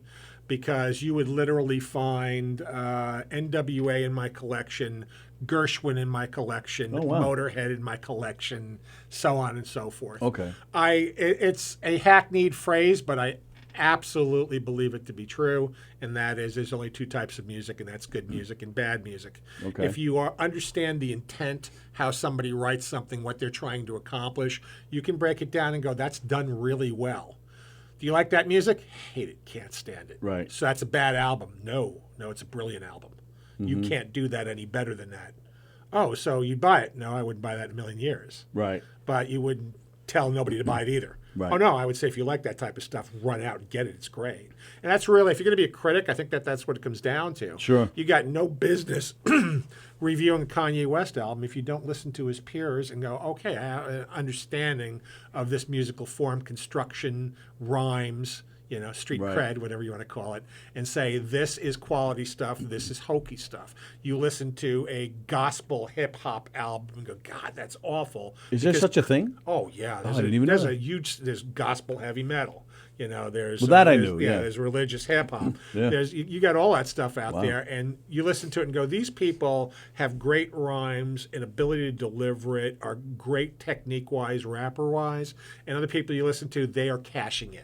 Right. They know that Yep. this is trending, and they're going after a younger audience, and they found a niche that they don't think is properly covered, that they can make some money at, and they are laughably bad. Yep. And, it's the same exact thing as watching children's shows. That's a great children's show. That's a god-awful children's show. Right. That's really clever because I think we'd all agree great children's shows make adults laugh because the stuff goes flying over the kids' That's heads. right. Like Yep. Sesame Street. It still entertains the kids. Yeah. SpongeBob. Like we used to like watch Sesame Street, and you think it would just be for kids, but then like Robin Williams would walk on, Right. and you're like, oh, thank God. Yeah, but to John's point, there'd be stuff. Sesame Street wouldn't have stuff that went over your head so much. Sometimes, but like you take something when we were kids, like Bugs Bunny, or now more recently SpongeBob. Yeah. When we were watching Bugs Bunny, our parents were laughing at a lot of stuff that we weren't getting, and now that's the case with us in Yeah, SpongeBob. that's true. Totally true.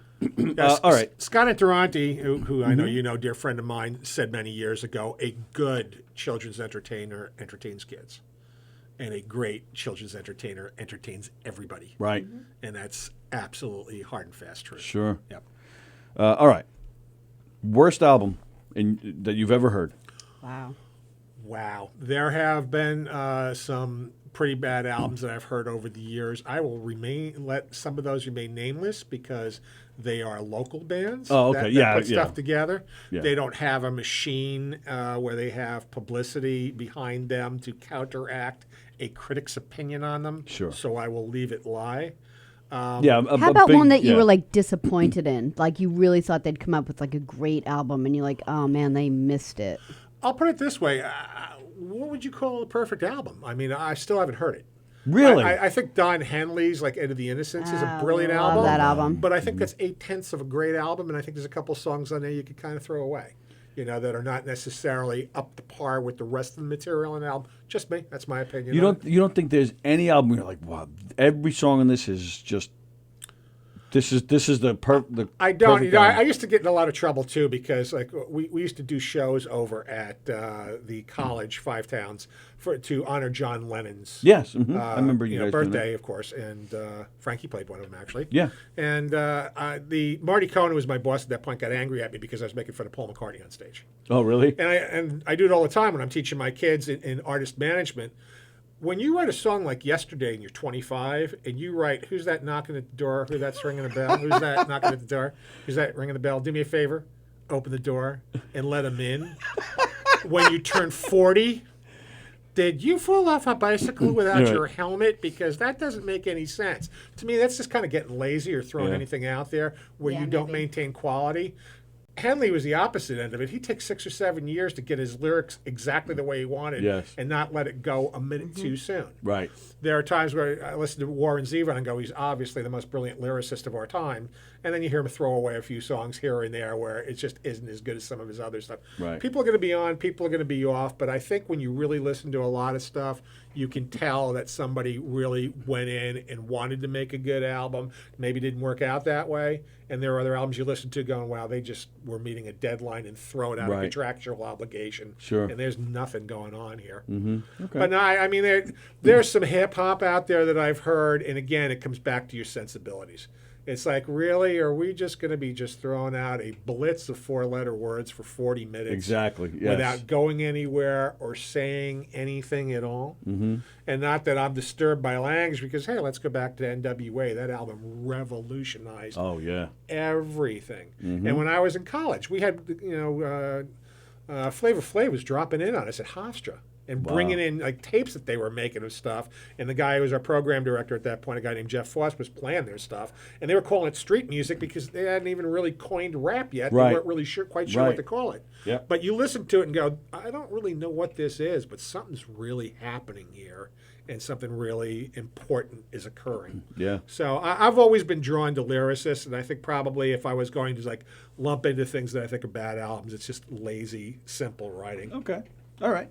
All right, we're going to have a little fun, and I did not tell Mr. John Blin that we were doing this. I hate fun, no. I want to and I just looked up, sorry to interrupt you, That's all right. because I just want to make sure I just wasn't crazy, because I you're crazy. feel like I kind of stand by this, and I know you're going to like think I'm dorking out on, Billy Joel, but like Piano Man, can you find a more... There's Travelin' Prayer, Piano Man, Ain't No Crime. Oh, you're saying that's a perfect album? You're My Home, Ballad of Billy the Kid, Worst Comes to Worst, Stop in Nevada, If Only Had the Words. Somewhere Along the Line and Captain Jack. Like, there's no light song in that album. I just really... And the only reason Piano Man annoys me is because you can't get away from it. Well, just because you're sick of it, not because it's a Yeah. bad It's song. oversaturation, not like Right. there's, lack I mean, of I'm quality. sure at the time, probably 2 songs were side A and the rest were, But today, like, I think the writing in that album It is didn't just, really. The album didn't really hit. I mean, just before The Stranger came out, Yeah. the record company was going to drop him. So it's not like that album exploded for him. right. But I agree. I do think it's a great album with great songs. There's yeah. no lightweights on that album. I would agree. Okay, sorry. All right. She's a geek. Okay, so my plans are here, and it's going to go slow because we don't have all this great technology here. Because but we're slow. I like to hit John Blunt with a little name that tune. Wow. And I'm going to sing Wow, it. that is- Oh no, I wasn't that doing is that. kind of That a was- blind side. That was one of those I'll give you something to cry about moments. Well, you're a big music guy. I'm gonna try and stump you. I But am. I should give this proviso though. Coming off of it, like I like wiped out a car a couple of days ago. And What?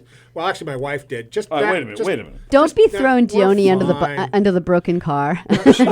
She was just simply driving it. She was back in a car in our driveway that was bequeathed to me from my dad that we've had forever, and the axle ripped right in the middle of the street. Oh, my that goodness. that, car- that car happened to isn't me worth on a repairing. car. I almost died. Yeah, it just drops right out and the car stops. Just Like, tore like a piece of Turkish taffy. And my brother-in-law was jeez. coming in a couple of days from Tennessee and was going to use that car to get around. So it was just one of those, grab the fire extinguisher, put that one out, put that little fire out, put that little fire out. So I'll claim that I'm not as focused as I usually am after I tank on this.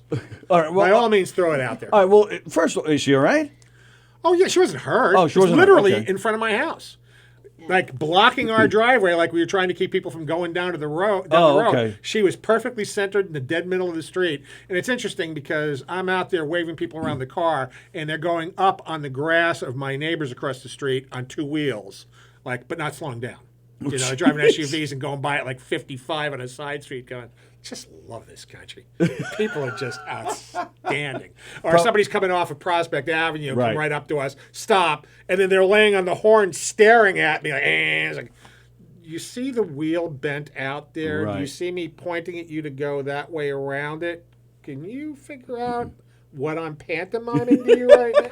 No? Yes, I put the wheel out like that on purpose, Yeah. just to screw up your day. Yeah, like my day's not bad enough. I just lost my car, but now you have to honk at me. That justifies beatings. You know, that's when you should be allowed to I beat suspected somebody. he was probably one of those guys going to the front at Billy Joel, but I didn't have any tangible proof. yeah. Exactly. So do we? We don't have to do this, then, if you don't want to. If you want to do it, Did you just peek? Did you just peek? No, I what didn't got peek at going? anything. No, that I would never do. All right. We'll try it. Some of my It'll be fun. It some of doesn't my matter. Spanish 4 grades in Hofstra will prove beyond a shadow of a doubt I never cheated to get by. Oh, all right, they nice. Are record bottom of the You could barrels. cheat here. It doesn't matter. We're not playing for $1 million here. It's fine. We're just being silly as always. We're playing for a new car for Joni. Right. No pressure. Lemon Auto Sales. Are you listening? Are you playing too? Sure. All right. Here we go. First song.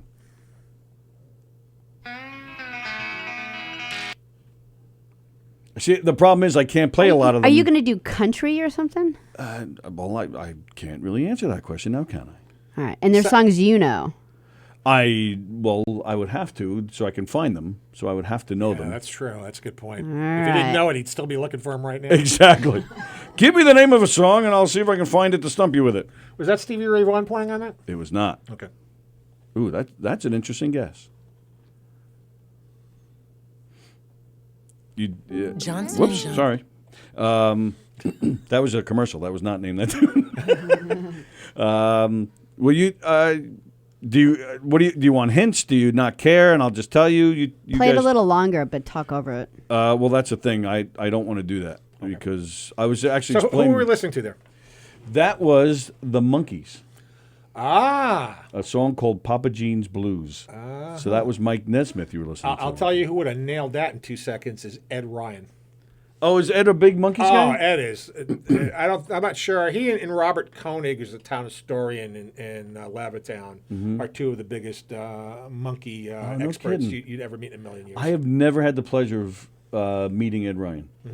I've seen him several times, and you were exposed to him a few months ago. Ed is I liked unquestionably him. one of the finest songwriters that has ever appeared on Long Island. I just saw him back in the beginning of June playing with his Ed Ryan band, and he's always had a borderline operatic voice, his amount of power that he has. It's still right there. Sure. He can still sing like he did 30 years ago with absolutely no change. The way he jumps around, though, he scares me.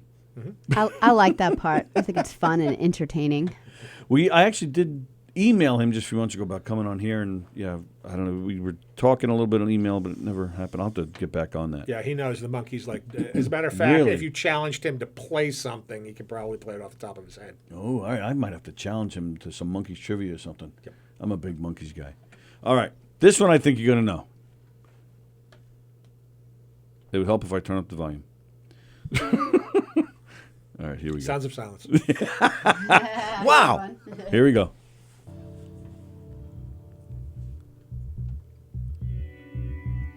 I was going to let the... got sunshine in my stomach. Okay. Gabriel.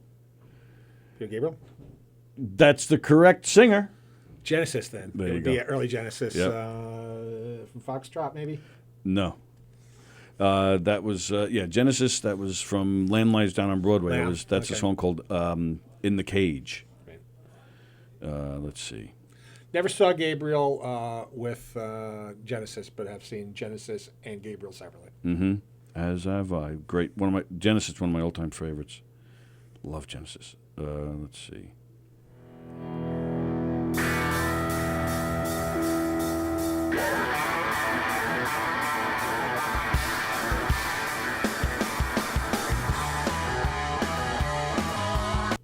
Sting, or With the Police, either, or that Demolition Man would be Nice, John Blenn. There you go. Nice one. featured in what movie?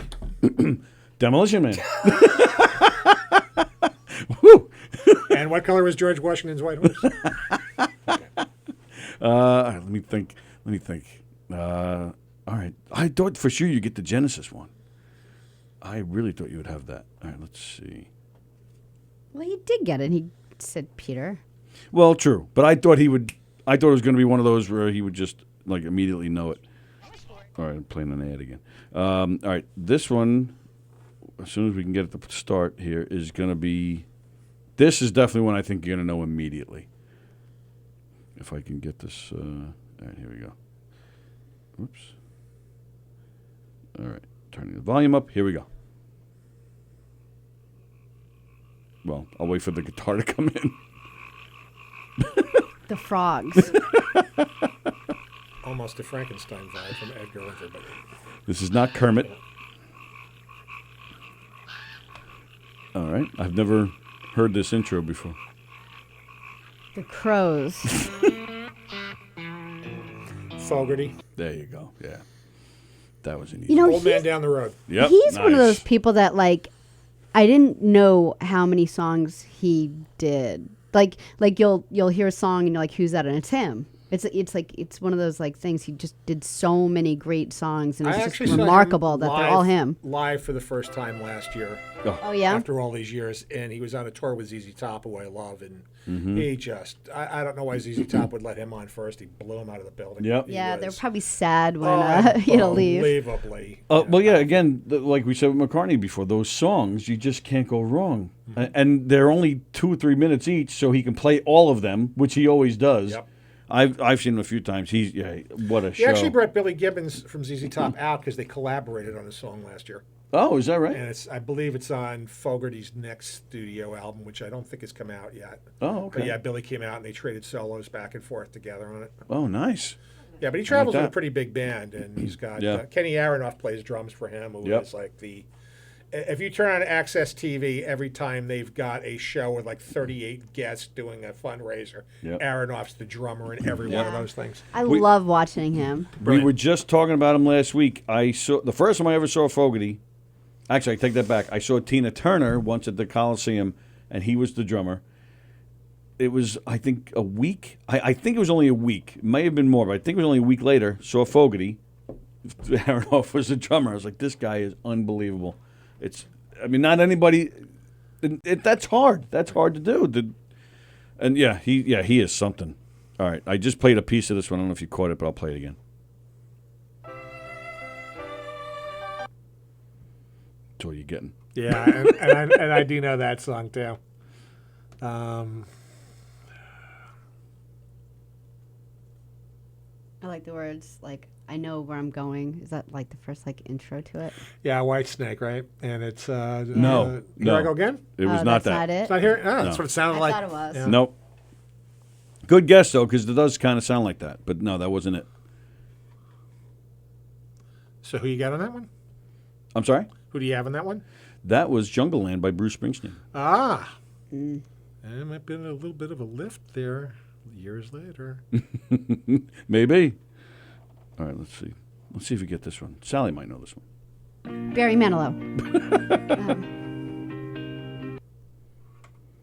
I'm not giving you a lot. I 'cause, do know again, that I don't one. wanna, I just can't think of it. I don't want to get bounced. Badfinger? Yeah. What's that? Badfinger? No, not even close. Sorry. It's a girl, right? It is a girl song. Precious and Few? No, that wasn't Badfinger. Which wasn't Badfinger anyway. Yeah, I know the song.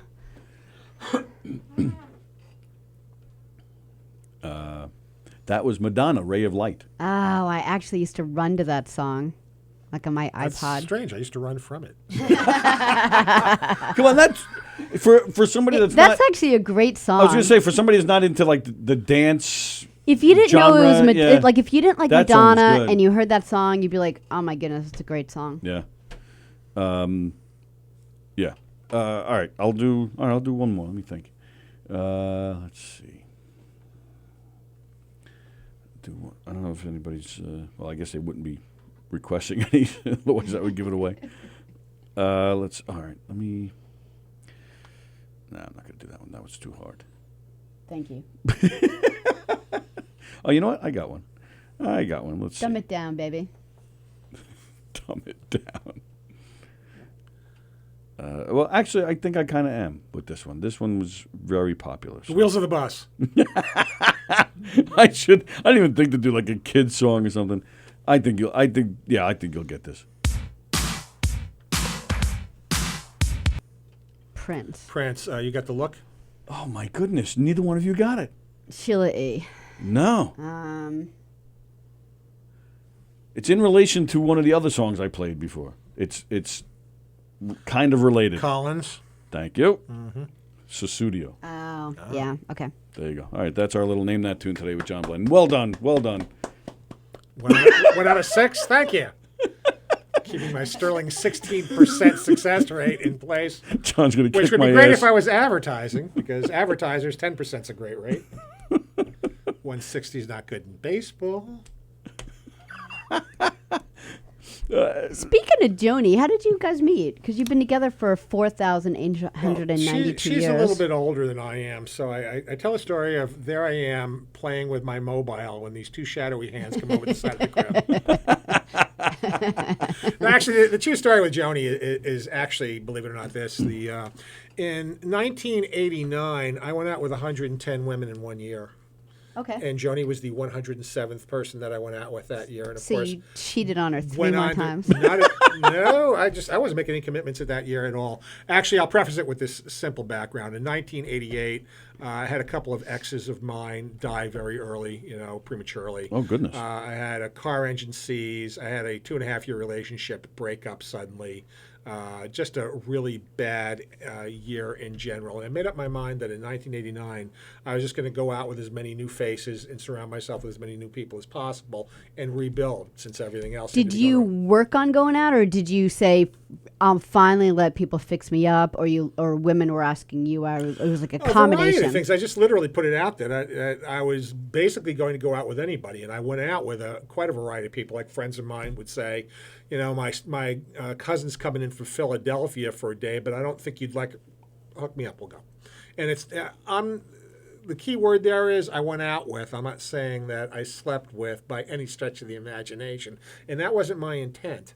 Right. By the end of the year, when I met Joni, a former administrative assistant of ours at Good Times Magazine, very dear friend of mine, went back to college to study graphic arts, and then went to work for Joni's agency.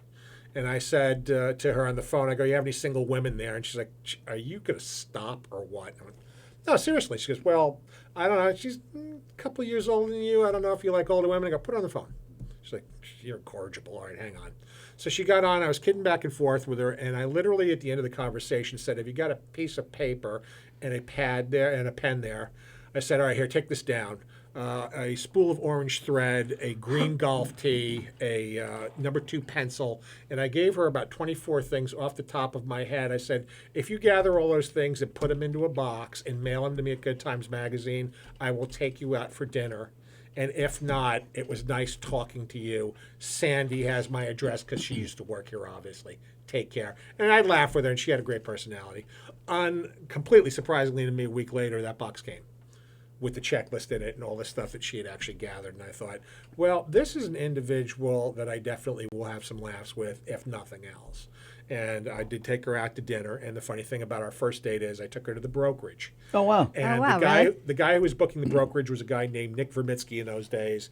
Nick comes up to me at the bar, and he knew me because I was a journalist, and Nick had actually taught me a lot about the comedy business. He went, I can't believe you're here. There's a girl here I want you to meet I think would be perfect for you. And he takes me back to my table.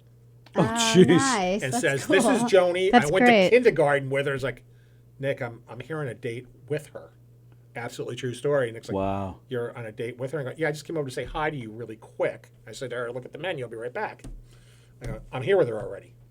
And he just kind of laughed. And all those different things just seemed to be a synergy that was coming together. Wow. And a little over a year later, I proposed to her.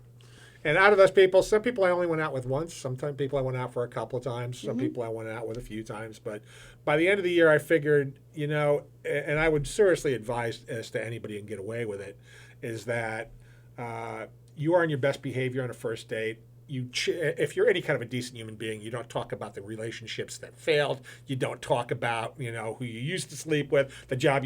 You just talk about things pertinent to meeting somebody new and like, Right. hey, what are you about? And you're on your best behavior, and it forces you to be sociable and upbeat and be the best that you can be. Right. And people said to me, well, how did you manage that financially? I was the editor of Good Times Magazine. You want to go to this concert? I got tickets for the show. You want to go to this comedy show? That's how I did it. So you fooled her. I went to play. I fooled everybody. They're like, wow, you really, you got some money. No, I don't. I just have a lot of really good friends who take care of me, and I know the right places to take a date. But yeah, so anyway. It's so funny. I bet you Joni didn't even think that she was going to do the list. The friend at the office probably said, please put the stuff in a box. We'll help you. He's a really good guy. Let's just I'll make just this simply happen. add this. I don't know if you're actually taping or not, but that right there is from Joni. It's a logo that I had on T-shirts a while back, and it simply stands for One World in the Heart Right Now. And the back of it says, Love Always 107. Oh, that's great. And Joni gave that to me for Christmas the second year that we were together. And 107. she just, everybody always says to me, why'd you marry her? Because it was obviously the smartest thing I could have ever done in She's my the life. greatest. And they said, why'd she marry you? And I go, well, there was this drinking problem that she had just when I met her, and it worked out in my favor. But I love being in a room with the two of you because you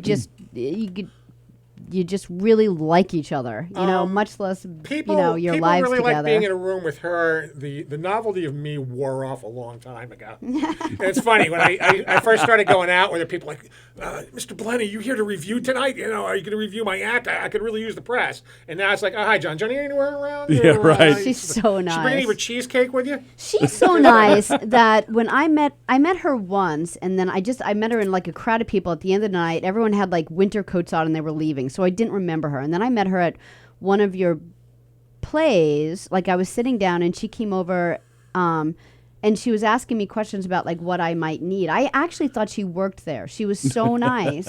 She's like, "Can I get you, something over here?" And finally I realized, oh my God, you're Joni. I totally misplaced you. I thought she was she's so helpful. I thought she worked there. Yeah, people always say, how are you guys actually together? I go, well, it's a classic case of opposites attract. And she's a morning person. People are like, is she that happy? I go, second she hits the floor in the morning, she's that happy. And me, I am moody cuss. So it's amazing she hasn't been choked first thing in the morning. I'm the direct opposite. But the running joke has always been that because opposites attract, I go, she is everything I am not. She is good and kind and decent. So. That's great. All right, and with that, we're out of here. John Blenn, our special guest host today. Thanks, John. Guys. It's great to be here. Thank you. Absolutely. An open invite. You know that. John is the best. Will Sharon said that too. John is a great dude and great guest too. Thanks, guys. Absolutely. And he said he went out with over 4,000 women in 1994 because he attended the Lilith Fair. I had heard the legend, but I did not hear the name. It's you. I got it. There you go, ladies and gentlemen. Everybody have a great day. Today is Monday. Oh, we did not get another funny tank for today, did we? No. You know what? Let me check my email real quick. This is how professional we are, ladies and gentlemen. We just sit here and check our emails. Usually Neil will email me a new episode. So let me see if he sent me anything. If he did, I will get it up on the... Oh, he did! He did. So give me about 10 minutes, and we'll run it. So Funny Tank coming up next here on govsradio.com. Lots of great shows. Oh, you know what? I'll give you the Governor's rundown first this weekend. Lots of great shows here at Governor's. The All-Star Comedy Show on the 15th. The 16th and 17th, Olga Namer. And Sunday is Sunday Night Funnies. That's at Governor's here in Levittown. In the Little Room here at Governor's in Levittown. On Friday is Aragona's Comedy Summer Bash with Fat Jay, John Batera, Claire Lowell, and the one and only Steve Belanger will be there. Steve will be our guest here in the station tomorrow on our show.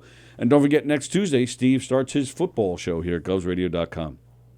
Saturday at the Little Room, Charlie Bequette and Friends. The Brokerage in the Brokerage in Belmore. Friday, Thomas Dale. Saturday, the All-Star Comedy Show. Sunday, Bat Boy, an evening with Ray Negron. Good old Ray. He's bringing Bat Boy over there to the Brokerage in Belmore. And at the McGuire's in Bohemia, Friday and Saturday, DC Benny, and Sunday is Sunday Night Funnies over there. Go to govs.com for tickets and full schedule and everything you need to know about any of the three great Governors comedy clubs here on Long Island. And, of course, govsradio.com every Monday and Thursday at 9:30 a.m., the Long Island Breakfast Club show. Tina had a great show this morning. Hope you caught it. If not, it's on there on the replay on Facebook, YouTube, or our website. Monday afternoons at 1:30, Funny Tank, coming up in a few minutes. 6:30, Steve Squared. 8 p.m., The Wirt Show with Mike and Pete, or Jam, Joe's Acoustic Mondays. Tuesday mornings at 10, Tea Time with Teresa. Tuesday nights at 8, Sorry Not Sorry with Anthony Rodia. And, of course, next Tuesday, don't forget, Comedians on Football with Steve Belanger starts. Tuesday nights at 9, Two Girls, One Mic. Wednesday nights at 7:30, Three's Company. Thursday afternoons at 1:30, Let's Eat Long Island. Thursday nights at 7:30, the big premiere this Thursday of George Gallo and Darren Dillon, followed immediately by Limo Talk with Graz, which does return this week. And, of course, as us, the Knock 'em Dead Comedy Radio Show, we thank you guys for the hearts, the likes, the comments, all the support, the phone calls, all of it. We hope you keep them coming for a long time. We hope you tell all your family and friends about them, about us, rather. We love all the support. We hope to bring a lot more to you. If you have any suggestions on things you'd like to see here at the station or our show, whether it's merchandise or anything, please email us at govsradio@optimum.net. We'd love to hear your suggestions. We'd like to get more merchandise out there and raise some more money for the station. And, of course, as always, we're still giving away the free passes if you'd like to call in and answer a trivia question. So don't forget, the number's always on the screen there, so you can call in any time for that. So we'll be back tomorrow at 11 a.m. I do believe Eric is back tomorrow, yes? I believe so. And our special guest, Steve Belanger, will be here. He's a great comedian, has a great podcast called Long Island Explained with Chris Roach, and he's starting next week. Next Tuesday, he's starting Comedians on Football here at govsradio.com, which we're really looking forward to. All right, guys, we will see you tomorrow. Have a great day. Bye.